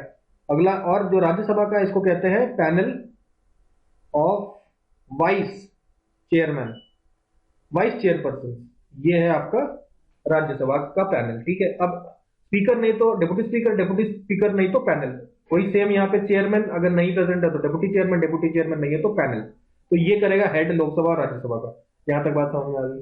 अब ठीक है, और इसके सारे जो एडमिनिस्ट्रेशन वाला काम है, इनको एक सेक्रेटेरियल स्टाफ भी दिया जाता है, सेक्रेटेरियल स्टाफ, ठीक है। उसका रिक्रूटमेंट किया जाता है, ठीक है, ताकि पार्लियामेंट का जो सारा काम है सुचारू रूप से किया जा सके, ठीक है। और ये सेक्रेटेरियल स्टाफ का जो हेड होगा वो होगा आपका सेक्रेटरी जनरल। कौन चूज करेगा? ऑब्वियसली आपका स्पीकर चूज करेगा। तो ये सारे आपके काम देखते हैं। अरे कई सारे काम होते हैं ना, प्रिंटिंग का काम होगा, प्रिंटर की प्रिंटिंग का काम कौन करेगा, टाइपिंग का काम कौन करेगा, और भी कई सारे काम है, ठीक है। तो ये सब काम करने के लिए आपका स्टाफ रिक्वायर्ड होगा, जिसका हेड होगा सेक्रेटरी जनरल। आई होप बात समझ में आ रही होगी। और ये पूरा आपका पार्लियामेंट को रेगुलेट करेगा, ठीक है। नेक्स्ट बात करते हैं हम लोग सेशंस की, सबसे इंपॉर्टेंट हम लोग सेशंस की बात करते हैं। अगले पन्ने में जाते हैं, पूरा सेशन समझते हैं। सेशंस, सेशंस की बात करें तो टोटल साल में 3 सेशन होते हैं, ठीक है। 3 से कम भी हो सकता है लेकिन नॉर्मली 3 होता है, ठीक है। अब क्या सीन है? बजट सेशन, एक होता है बजट सेशन, दूसरा होता है मॉनसून सेशन, और तीसरा जो सेशन है उसे कहते हैं विंटर सेशन। 3 सेशन होते हैं। कब कब? भाई बजट सेशन बिल्कुल स्टार्टिंग में होता है, फरवरी से लेके मई। बजट सेशन क्यों बोला गया है? अरे बजट पास होता है तभी बोला गया है। उसके बाद मॉनसून सेशन, बरसात का समय, यानी कि जुलाई से लेके सितंबर, जुलाई से लेके सितंबर हम लोग बात करते हैं ऑफ मॉनसून सेशन। उसके बाद विंटर सेशन, विंटर सेशन कब होता है? नवंबर से लेके दिसंबर में। तो कब होता है? विंटर्स में होता है, तो विंटर सेशन नाम दे दिया गया। तो ये बेसिकली 3 सेशन होता है, ठीक है। अब इनके बीच में कुछ ना कुछ ब्रेक होता है, इनके बीच में ब्रेक होता है जिसको रिसेस बोल सकते हैं, ठीक है। तो अब क्या है, सबसे पहले कोई एक सेशन चालू हुआ, सेशन चालू जब रहता है तो सेशन के बीच में, मतलब जैसे फरवरी और मई को हमारा बजट सेशन हुआ, तो during this session daily meeting होगी, रोज मीटिंग होगी, रोज आपकी इसमें मीटिंग होती है, ठीक है। और हर एक मीटिंग के आपके 2 स्लॉट्स होते हैं, एक होता है मॉर्निंग का, ठीक है, एक मॉर्निंग सेशन होता है, एक आपका पोस्ट लंच सेशन होता है। पोस्ट लंच सेशन यानी कि लंच के बाद का सेशन, लंच के बाद का सेशन होता है 2 बजे से 4 बजे तक शाम के, और मॉर्निंग सेशन होता है 11 बजे से लेके 1 PM, दोपहर के 1 बजे तक। और 1 बजे से 2 बजे आप लंच वंच खाइए, फिर दोबारा आ जाइए। तो डेली ये 7 घंटे की ड्यूटी लगती है हर एक एमपी की, ठीक है। अब हर एक एमपी को पहुंचना होता है, लेकिन लोग एब्सेंटी मार देते हैं। ये भी रूल है कि भाई 60 दिन से ज्यादा एब्सेंटी नहीं मार सकते, नहीं तो आपका सदस्यता खारिज हो जाएगी, ठीक है। तो सही है। अच्छा, अब ये सेशन डेली तो होते हैं, लेकिन कभी कभी ये आपके डेली नहीं भी होते हैं, ये सेशंस को टर्मिनेट भी कर सकता है। टर्मिनेट करने के 4 तरीके हैं। पहला तरीका एडजर्नमेंट, एडजर्नमेंट में क्या है, स्पीकर या आपका चेयरमैन या डिप्टी चेयरमैन जो भी आपका हेड कर रहा है वो कहेगा कि अब ये एडजर्न्ड है। कब तक एडजर्न्ड है? कोई डेट बता दी जाएगी कि भाई अगले 2 दिन तक नहीं बैठेगा, 2 दिन तक कोई कार्रवाई नहीं होगी सदन की। तो ये होता है एडजर्न। और दूसरा होता है एडजर्नमेंट साइने डाई, SINEDIE। इसका क्या मतलब होता है? ये है आपका जो सेशन है वो एडजर्न हुआ है लेकिन अनिश्चित काल तक, साइने डाई, कोई निश्चित टाइम ड्यूरेशन नहीं है। तीसरा होता है प्रोरोगेशन। प्रोरोगेशन का क्या मतलब होता है? प्रोरोगेशन मतलब डिसोल्यूशन। अरे मान लेते हैं बजट जो है, बजट का आखिरी दिन है, ये सॉरी बजट सेशन का आखिरी दिन होगा ना, एक फर्स्ट सिटिंग होगा, एक लास्ट सिटिंग होगा, तो लास्ट सिटिंग है उसको कहते हैं डिसोल्यूशन, ठीक है, उसे कहते हैं सॉरी प्रोरोगेशन, डिसोल्यूशन नहीं कहते, उसको कहते हैं प्रोरोगेशन, सॉरी डिसोल्यूशन नहीं कहते, प्रोरोगेशन कहते हैं। पहला सेशन, पहली मीटिंग और आखिरी मीटिंग अगर है हो रही है तो आप आखिरी मीटिंग के बाद कहेंगे अब सदन जो है आपका प्रोरोग हो चुका है, ठीक है। अच्छा, चौथा तरीका होता है डिसोल्यूशन, भाई लोकसभा ही खत्म हो जाए, लोकसभा ही अगर डिसॉल्व हो जाए तो आपका इसे कहेंगे डिसोल्यूशन, ठीक है। तो ये 4 तरीके हैं आपके सेशंस को खत्म करने के, एडजॉर्नमेंट, साइनेडाई, प्रोरोगेशन और डिसोल्यूशन। तो अभी हम लोग सेशंस के बारे में यहां सारी बातें कंप्लीट कर ली, अब आगे बढ़ते हैं। अब बात करते हैं हम लोग पार्लियामेंट्री प्रिविलेज की। What is parliamentary privilege? 2 प्रकार के होते हैं, एक होता है इंडिविजुअल, एक होता है कलेक्टिव, ठीक है। एक एक करके देखेंगे हम लोग ये सारी बातें। सबसे पहले हम लोग बात करते हैं इंडिविजुअल। हर एक एमपी को एक प्रिविलेज मिलता है, कुछ प्रिविलेज मिलते हैं, जैसे कि पहला है कि उनको अरेस्ट नहीं कर सकते आप किसी सिविल केस में, क्रिमिनल में कर सकते हैं, क्रिमिनल केस है तो कर सकते हैं, लेकिन अरेस्ट से पहले ऑब्वियसली बताना पड़ेगा आपको कौन अरेस्ट हो रहा है, ठीक है, वो आप कलेक्टिव में देखेंगे। तो इंडिविजुअल लेवल पे हम देखेंगे कि किसी भी एमपी को आप अरेस्ट नहीं कर सकते किसी सिविल केस में, ठीक है। सेशन के दौरान उसके 40 दिन पहले 40 दिन बाद आप अटेंड नहीं कर सकते, ठीक है, क्रिमिनल केस में कर सकते हैं, ठीक है। दूसरी बात यह है कि इंडिविजुअल लेवल पे जो एमपी है उसको फ्रीडम ऑफ स्पीच है। फ्रीडम ऑफ स्पीच का मतलब यह है कि बोलने की आजादी, मतलब कुछ भी बोल सकते हैं वो, आप ये नहीं कह सकते कि कुछ गलत बोल दिया आपने मानहानि का दावा कर दिया। तो आपके जो लोकसभा हो, राज्यसभा हो, एमपी जो भी सदन में भाषण देता है उसमें कुछ भी अगर उसने गलत बात भी बोल दी तो भी आप केस नहीं कर सकते उस पर। उसके बाद अगला होता है exempted from jury service. Jury service क्या है भाई? ये केस चल रहा है, केस में इनको गवाही देने के लिए बुलाया गया है, लेकिन पार्लियामेंट सेशन में, तो पार्लियामेंट में अगर सेशन में है तो गवाह ज्यूरी ड्यूटी के लिए ये रिफ्यूज भी कर सकते हैं, कोई सजा नहीं होगी, मतलब रिफ्यूज भी करा जा सकता है, ठीक है, अगर सेशन चल रहा है तो जूरी सर्विस से भी एग्जम्पशन मिल जाता है इनको एज इंडिविजुअल प्रिविलेज, ठीक है। नेक्स्ट है कलेक्टिव प्रिविलेज। कलेक्टिव प्रिविलेज ये है कि कलेक्टिव रूप में आपको ऐसा होता है कि अगर कोई अरेस्ट या डिटेंशन हो रहा है, अगर कोई अरेस्ट होना है ऑफ अ मेंबर, तो आप हाउस को इन्फॉर्म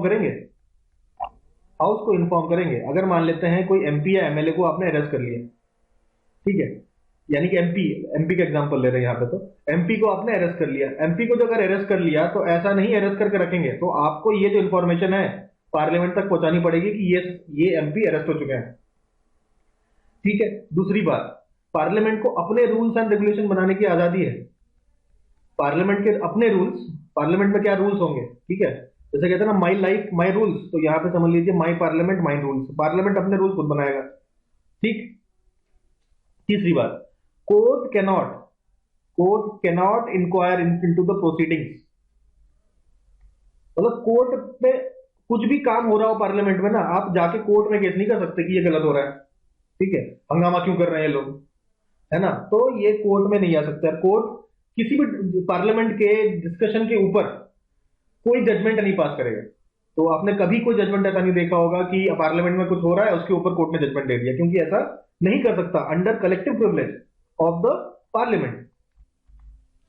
ये अरेस्ट में एक चीज बताया, अरेस्ट एक्चुअली करने से पहले भी, अगर जैसे कोई एमपी है उसको अरेस्ट करना है, अरेस्ट करने से पहले आपको परमिशन लेनी पड़ेगी, आपके जो भी आपका प्रिसाइडिंग ऑफिसर है, चाहे स्पीकर है, डिप्टी स्पीकर है, जो भी प्रिसाइड कर रहा है ऑफिसर, बिना उसके परमिशन के आप उसको अरेस्ट नहीं कर सकते। ये भी एक प्रिविलेज होता है of being a member of parliament, तो ये कलेक्टिव प्रिविलेज के अंदर आपके आ जाता है। और लास्ट ये है कि अगर कोई प्रिविलेज ब्रेक करता है तो पनिश करने का भी अधिकार है। भाई कोई मान लीजिए ये प्रिविलेज ब्रेक कर रहा है, तो जब तक उसे पनिश नहीं करेंगे तो ब्रेक करता रहेगा, ठीक है, तो पनिशमेंट देने का भी अधिकार एज अ पार्लियामेंट्री प्रिविलेज मिल। अभी हम लोग बात करेंगे राज्यसभा की, फिर लोकसभा की बात करेंगे और इसके साथ करेंगे पार्लियामेंट को फिनिश, ठीक है। तो सबसे पहले राज्यसभा की बात करते हैं। राज्यसभा अपर हाउस है, हमें सब पता है, और इसका टर्म 6 साल का होता है। 6 साल का टर्म होता है हर तीसरे साल, यानी कि हर 2 साल बाद, मतलब एक साल खत्म हुआ उसके बाद दूसरा का साल खत्म हुआ तो तीसरे साल के स्टार्टिंग में ही इलेक्शन होता है। तो कोई भी हर 2 साल में ऐसे तीसरे साल में इलेक्शन होता है राज्यसभा का, ठीक है। और ऐसे करके आपके 6 साल होता है, 2-2 साल करके ये सिलेक्ट होता है। लेकिन ये जो इलेक्शन होता है केवल 1/3, एक तिहाई जो सीटें हैं उसके लिए ही होता है। तो इस तरीके से आप समझ सकते हैं कि हर एक मेंबर जो है 6 साल के लिए चुना जाएगा, ठीक है, 6 साल के लिए आपका चुना जाएगा। तो 6 साल टेन्योर हो गया, ये हमको समझ में आया।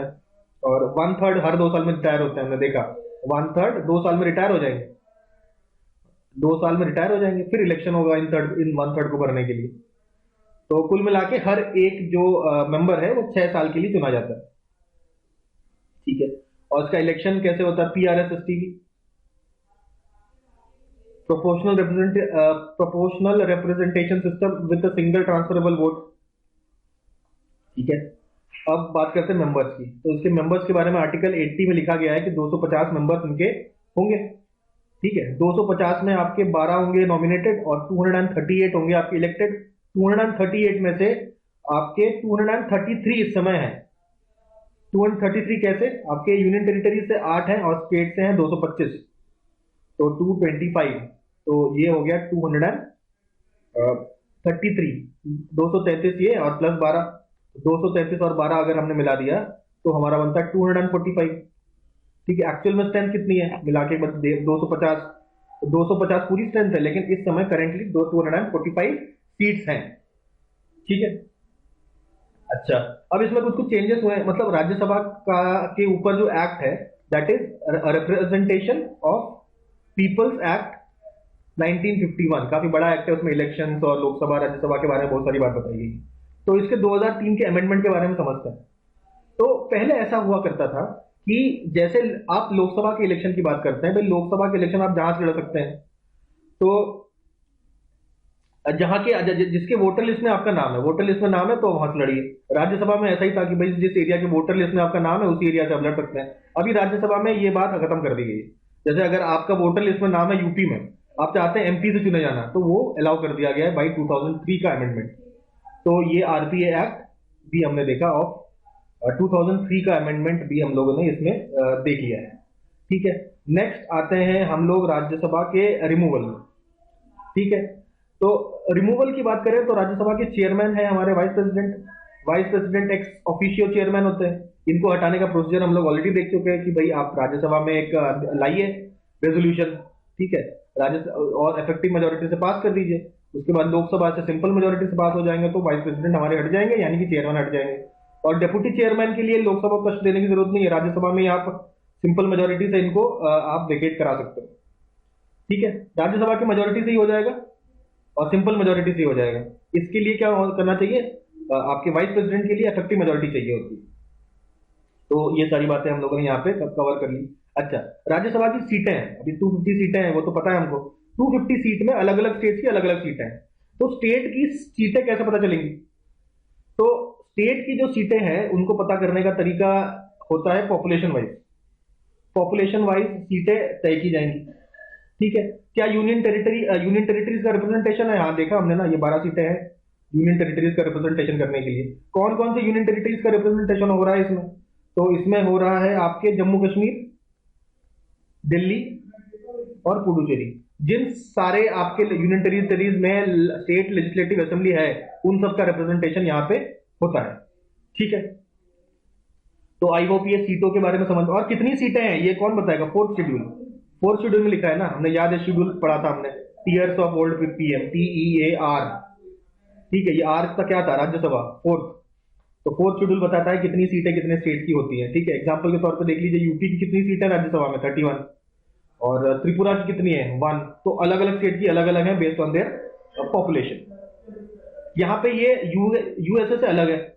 क्यों? यूएसए में हर स्टेट के 2 हैं, स्टेट चाहे कितना बड़ा हो या कितना छोटा हो, हर एक स्टेट से आपके 2 मेंबर चुने जाएंगे राज्यसभा में, उनका जो अपर हाउस है उसमें, ठीक है। टोटल 100 मेंबर्स होते हैं आपके upper house of United States of America में। All states have equal representation.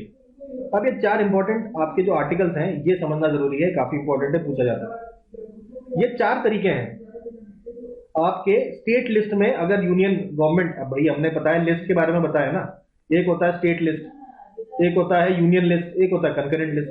जो सेंटर है वो यूनियन लिस्ट पे लॉ बना सकता है और कंकरेंट लिस्ट पे बना सकता है, स्टेट लिस्ट पे नहीं बना सकता। लेकिन ये चार तरीके हैं जिनसे आपका यूनियन गवर्नमेंट स्टेट लिस्ट पे बना सकता है। उनमें से एक जो है वो राज्यसभा से रिलेटेड है। यानी कि अगर नेशनल इंटरेस्ट में आपका जो सेंटर है स्टेट लिस्ट पे लॉ बनाना चाहता है, तो उसको राज्यसभा में 2/3 मेजोरिटी से ये लॉ पास करना पड़ेगा। ये आपका आर्टिकल 249 बताता है, तो राज्यसभा से रिलेटेड हो गया। इसके साथ ही साथ तीन और देख लेते हैं हम लोग। 250 ये बताता है कि अगर इमरजेंसी लगी हो किसी भी प्रकार की, तो इमरजेंसी लगाने पर आप जो यूनियन है वो स्टेट के लॉज बना सकता है, चाहे नेशनल लगी हो स्टेट लगी हो दोनों में बना सकता है। लेकिन इमरजेंसी खत्म होने के 6 मंथ तक ही ये वैलिड रहेगा, उसकी वैलिडिटी इमरजेंसी खत्म होने के 6 महीने तक ही रहेगी। नाउ नेक्स्ट कम 251 स्किप करिए, 252 पे आता है। 252 और 253 भाई 253 की अगर हम बात करते हैं तो 253 में कहता है कि अगर इंटरनेशनल कोई ट्रीटी है, कोई आपने ट्रीटी कर दिया दूसरे कंट्री के साथ, बांग्लादेश हो गया या आपका यूएसए हो गया, यूके हो गया, फ्रांस हो गया, इनके साथ हमने कोई ट्रीटी कर ली, उस ट्रीटी में ऐसा कोई आपका लिस्ट, ऐसा कोई टॉपिक है जो कि स्टेट लिस्ट में आता है, तो स्टेट गवर्नमेंट थोड़ी उसको रूल बनाएगा। रूल बनाने का अधिकार उसका सेंट्रल गवर्नमेंट का होगा। कोई ट्रीटी पर अगर आपको कोई लॉ बनाना है तो वो आपका यूनियन गवर्नमेंट बना सकता है, अगर वो स्टेट लिस्ट में होगा तो भी बना सकता है। ठीक है, अपने यूनियन लिस्ट और कंकरेंट लिस्ट में आया तो कोई दिक्कत नहीं, अपना एरिया है। लेकिन स्टेट में आया कोई ट्रीटी, इंटरनेशनल ट्रीटी, तो उस पर भी लॉ बनाने का अधिकार है सेंट्रल गवर्नमेंट को। आता है 252 में। 252 में ये आपका रिक्वेस्ट है, रिक्वेस्ट अगर 2 या 2 से अधिक स्टेट सेंट्रल गवर्नमेंट को रिक्वेस्ट करें कि भाई आप हमारे एरिया में आके लॉ बनाइए, आप स्टेट लिस्ट पे लॉ बनाइए, तो सेंट्रल गवर्नमेंट तब भी आपका, लेकिन 2 या 2 से अधिक होने चाहिए। ठीक है, 2 और मोर स्टेट्स अगर रेजोल्यूशन पास करे कि भाई पार्लियामेंट आप स्टेट लिस्ट पे लॉ बनाए, तो ये काम भी आपका पॉसिबल है। उसके बाद ये नॉमिनेटेड मेंबर्स, अरे नॉमिनेटेड मेंबर्स के बारे में पता है, 12 नॉमिनेटेड मेंबर्स होते हैं, तो इसके ऊपर कुछ चर्चा कर ली जाए। अच्छा, राज्यसभा के जो मेंबर बनने की मिनिमम एज क्या है, तो मिनिमम एज याद रखनी है हमको। मिनिमम एज इज 30 ईयर, 30 साल मिनिमम एज होती है। ठीक है, लोकसभा की 25 साल होती है। ठीक है, एनीवेज अब हम लोग नॉमिनेटेड मेंबर्स की बात करते हैं। भाई नॉमिनेट होते हैं मेंबर्स, नॉमिनेटेड मेंबर्स होते हैं 12। ठीक है, और कौन कौन से आपके एरिया से इनको चूज करते हैं हम लोग नॉमिनेटेड मेंबर्स को, ये ध्यान में रखने की जरूरत है। तो ये है हमारे आर्ट से ले लेते हैं, लिटरेचर से लेते हैं, साइंस से लेते हैं, या सोशल सर्विस से ले लेते हैं। ठीक है, तो ये आपके 12 नॉमिनेटेड मेंबर्स हैं। कुछ फेमस नंबर जिनके ऊपर क्वेश्चंस पूछे गए हैं पुरानी ईयर्स में, ये अब एक बार डिस्कस करते हैं। जैसे कि ये पूछा गया है कि सबसे पहली actress, first actress nominated to Rajya Sabha, the first actress who was nominated to Rajya Sabha was Nargis Dutt. Nargis Dutt, ये 1980-81 की बात है।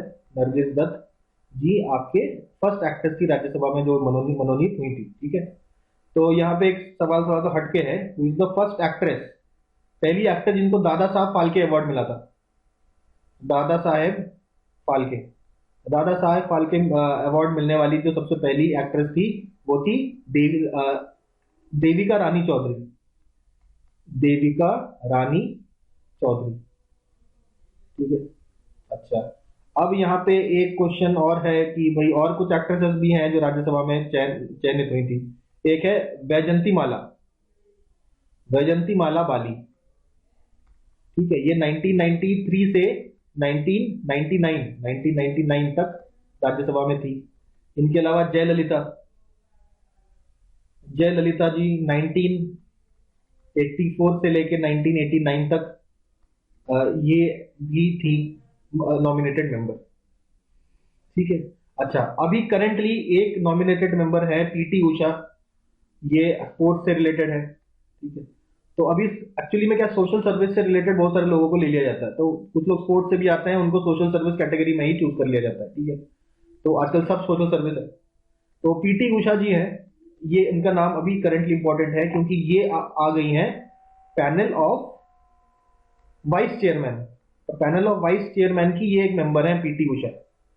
तो ये पैनल ऑफ वाइस चेयरमैन में नॉमिनेटेड होने वाली, nominated member first time first time ऐसा हुआ है किसी नॉमिनेटेड मेंबर को पैनल ऑफ वाइस चेयरमैन में इंक्लूड किया गया है। तो ये हम लोगों ने राज्यसभा की सारी कहानी खत्म कर ली है। अब आते हैं हम लोग लोकसभा पे। स्टार्ट करते हैं हम लोग लोकसभा का डिस्कशन। लोकसभा, सबसे पहले election of Lok Sabha. Election of Lok Sabha ये क्या इंडायरेक्ट इलेक्शन है? क्या पीआरएसएसटीवी होगा? अरे ऐसा बिल्कुल नहीं, पीआरएसएसटीवी वाला सिस्टम नहीं है यहाँ पे। यहाँ पे है past the post, past the post system, यानी कि डायरेक्ट इलेक्शन होगा। डायरेक्ट इलेक्शन होगा एक तो, ठीक है, और पास द पोस्ट सिस्टम होता है। ये क्या होता है पास द पोस्ट सिस्टम?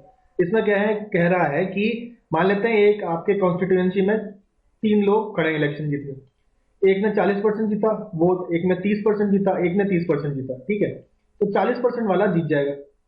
और देखिए मान लेते 5 है, तो हो सकता है ये एक 30% जीत रहा है, एक 10% जीत रहा है, एक 20% जीत रहा है, तो बचा कितना 30 60, और ये थोड़ा कैलकुलेशन गड़बड़ हो गया।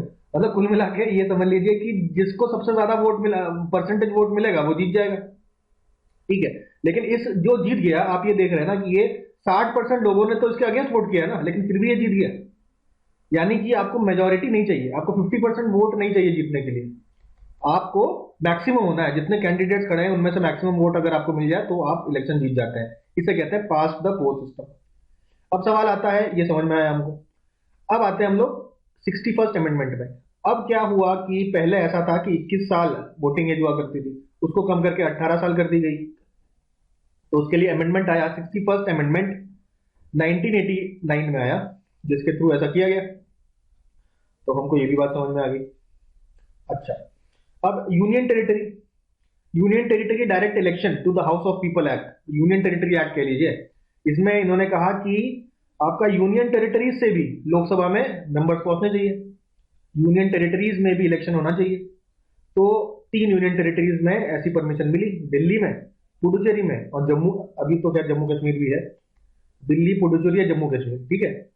तो अभी इन 3 में आपका लोकसभा, तो ये आपके यूनियन टेरिटरीज को लोकसभा में सीट मिलने वाला 1965 का एक्ट हम लोगों ने देख लिया, ठीक है। फिर आते हैं आर्टिकल 82।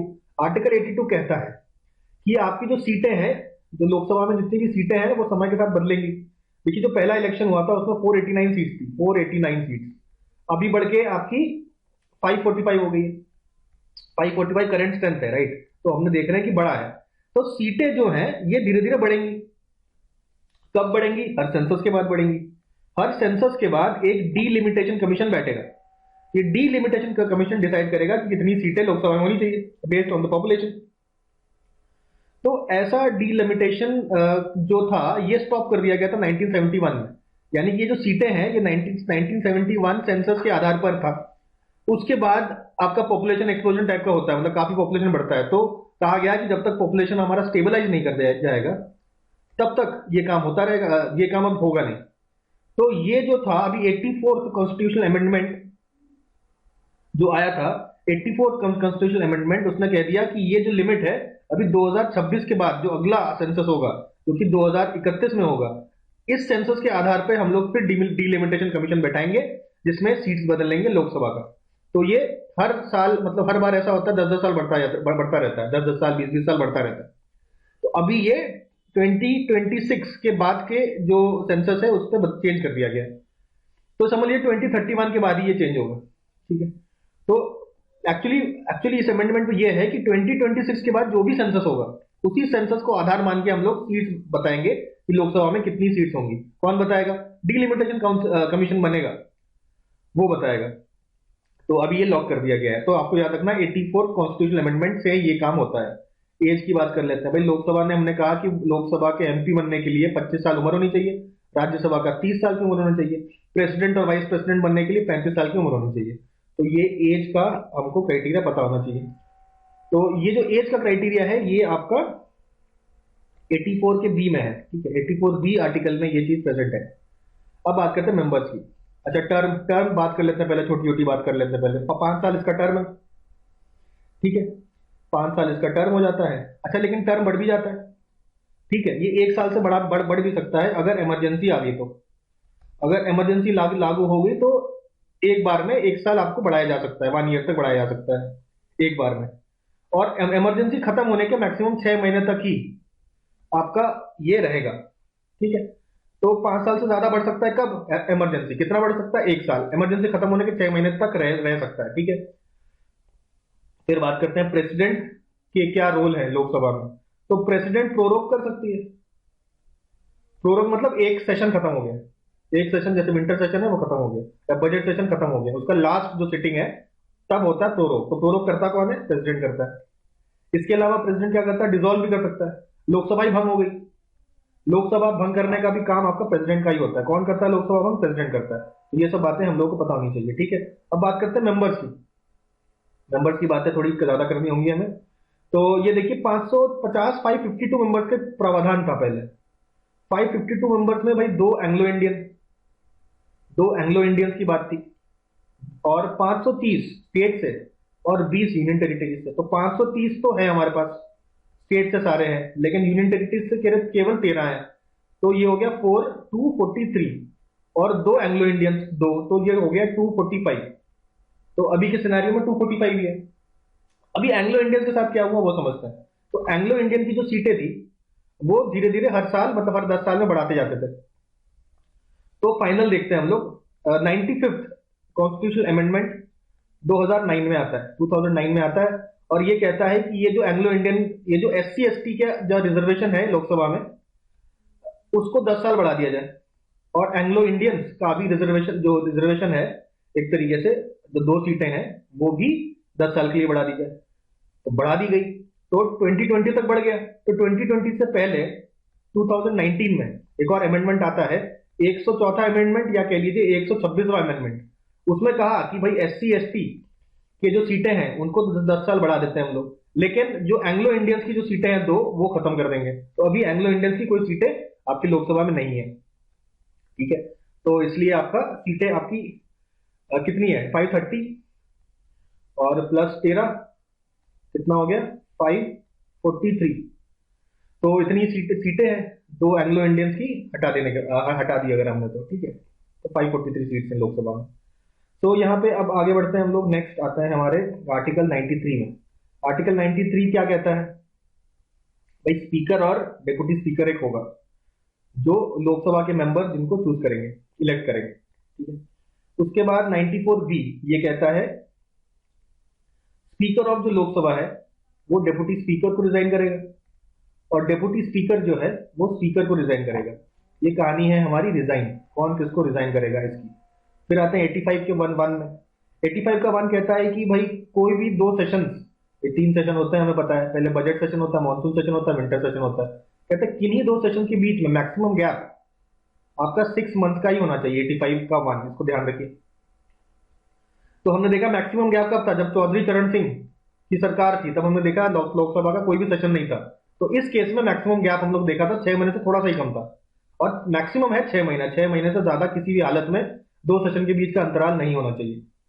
उसके बाद 100 याद करना बड़ा आसान है, 100 में भी 0 है। 100 बात करता है क्वारम में, कितना क्वारम होना चाहिए? 1/10, या 10 में भी 0 है। तो इस तरीके से याद करते हैं। बस 100 वाला आर्टिकल है आपका कोरम का, ठीक है। पहला इलेक्शन कब हुआ था? आते हैं भाई पहले इलेक्शन के बारे में बात करते हैं। फर्स्ट इलेक्शन हुआ था 25 अक्टूबर 1951 को, ठीक है। और इसमें 489 सीट्स थी उस समय, पहले बताया हमने आपको। और पहले स्पीकर कौन थे? फर्स्ट स्पीकर था GV मलवंकर, सॉरी मवलंकर, GV मवलंकर। GV मवलंकर थे फर्स्ट स्पीकर। तो इनका एक्चुअली डेथ भी हो गया था, इनका ड्यूरिंग द टेन्योर इनका डेथ हो गया था। फिर M A अयंगर जी ने बाकी जो आपका रिमेनिंग टर्म था उसको फिनिश किया। तो ये है 19, ये फर्स्ट स्पीकर की बात हो रही है। तो इन्हीं स्पीकर के अगेंस्ट आपका नो कॉन्फिडेंस मोशन भी आया था। No confidence motion against speaker कौन लाया था? भाई JB कृपलानी। JB कृपलानी जी है, ये लाए थे no confidence motion against GV Mavalankar, ठीक है। ये हो गया हमारे पहले इलेक्शन की बात, ठीक है। अब और क्या बातें करें, देखते हैं। ये देखते हैं फर्स्ट वुमेन स्पीकर कौन थी। फर्स्ट वुमेन स्पीकर थी Meera Kumar. Meera Kumar was the first women speaker. Total speaker कौन होता है? टोटल स्पीकर ये होता है कि जब सारे MP चुन के आते हैं तो उनमें से सबसे जो ओल्डेस्ट पर्सन होता है ट्रेडिशनली ऐसा ही होता है, सबसे ओल्डेस्ट पर्सन को बना देते हैं प्रोटेम स्पीकर। तो प्रोटेम स्पीकर सबको अपनी ओथ दिलाता है, ठीक है।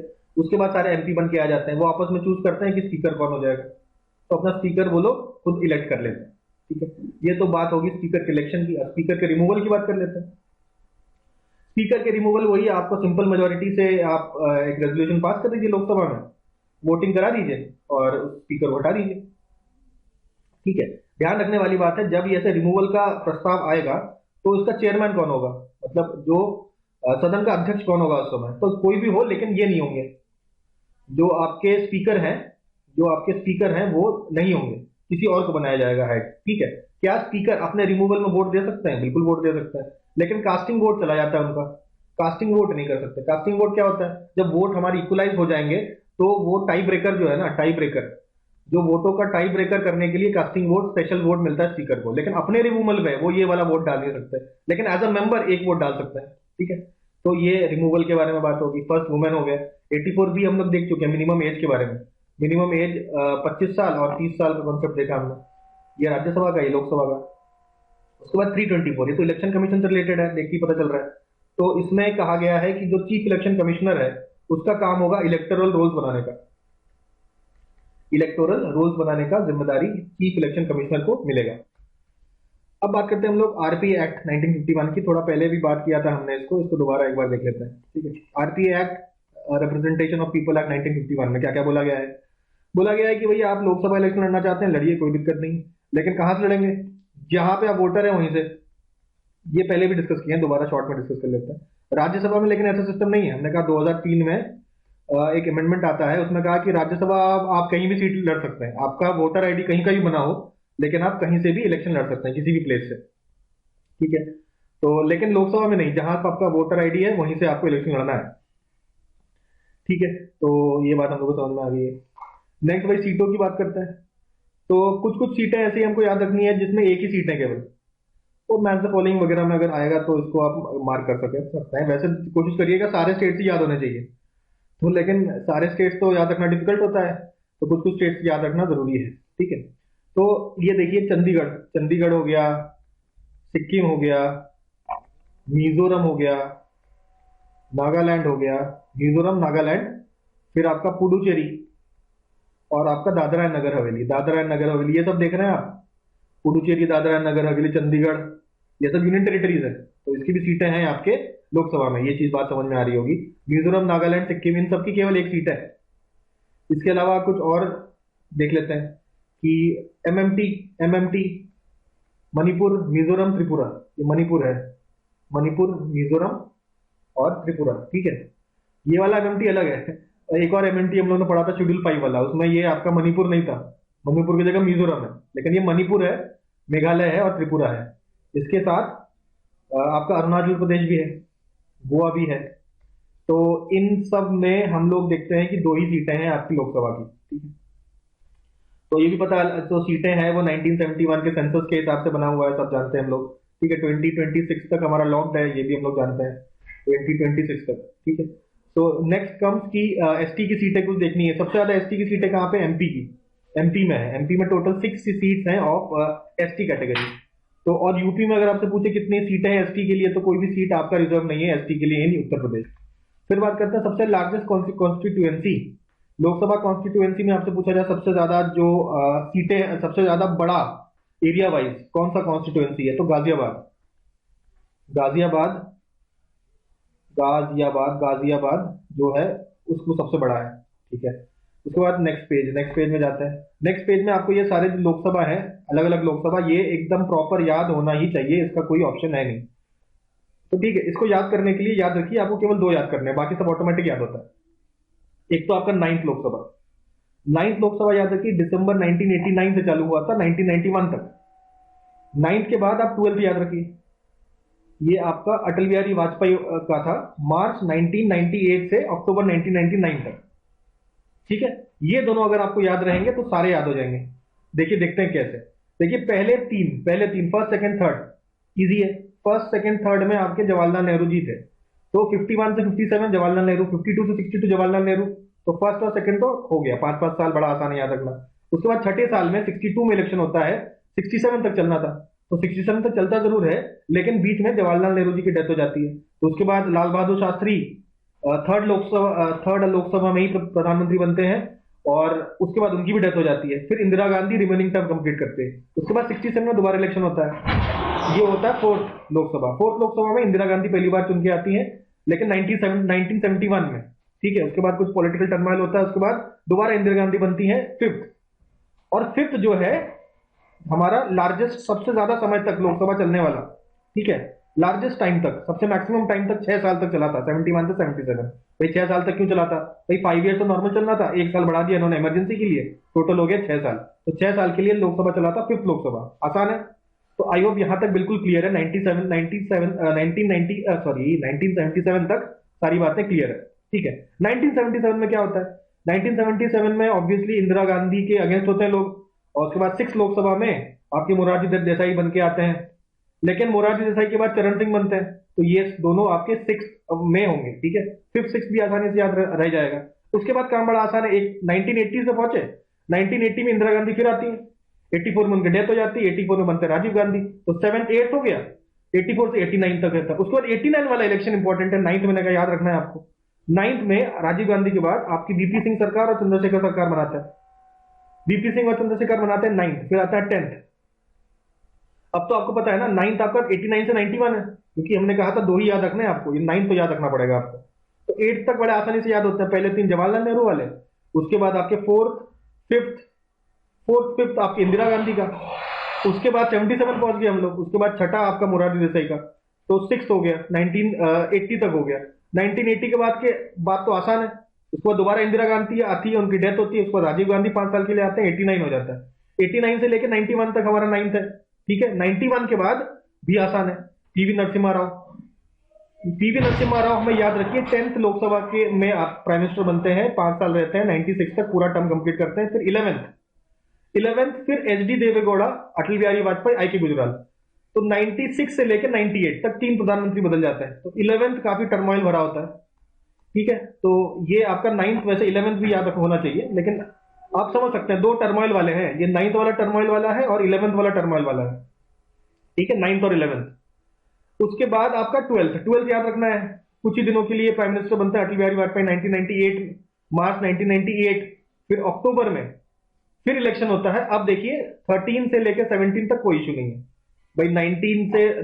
13th में अटल बिहारी वाजपेयी, 14th में मनमोहन सिंह, 15th में दोबारा मनमोहन सिंह, 16 17 में लगातार नरेंद्र मोदी।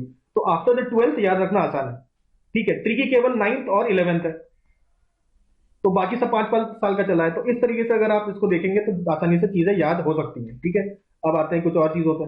अगर आपसे बोला जाए फर्स्ट ट्राइबल मिनिस्टर और फर्स्ट ट्राइबल स्पीकर, तो ये काफी आसान है। PA Sangma was the first tribal minister and the first tribal speaker in 1996 को ये पहली बार स्पीकर बनते हैं पीए सांगमा, ठीक है। अब कुछ और आर्टिकल्स इंपॉर्टेंट हम लोग देखते हैं। सबसे पहले 85 का 2।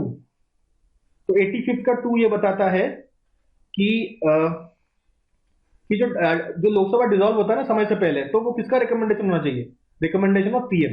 द पीएम रिकमेंड करता है, तब जाके प्रेसिडेंट डिसॉल्व करता है।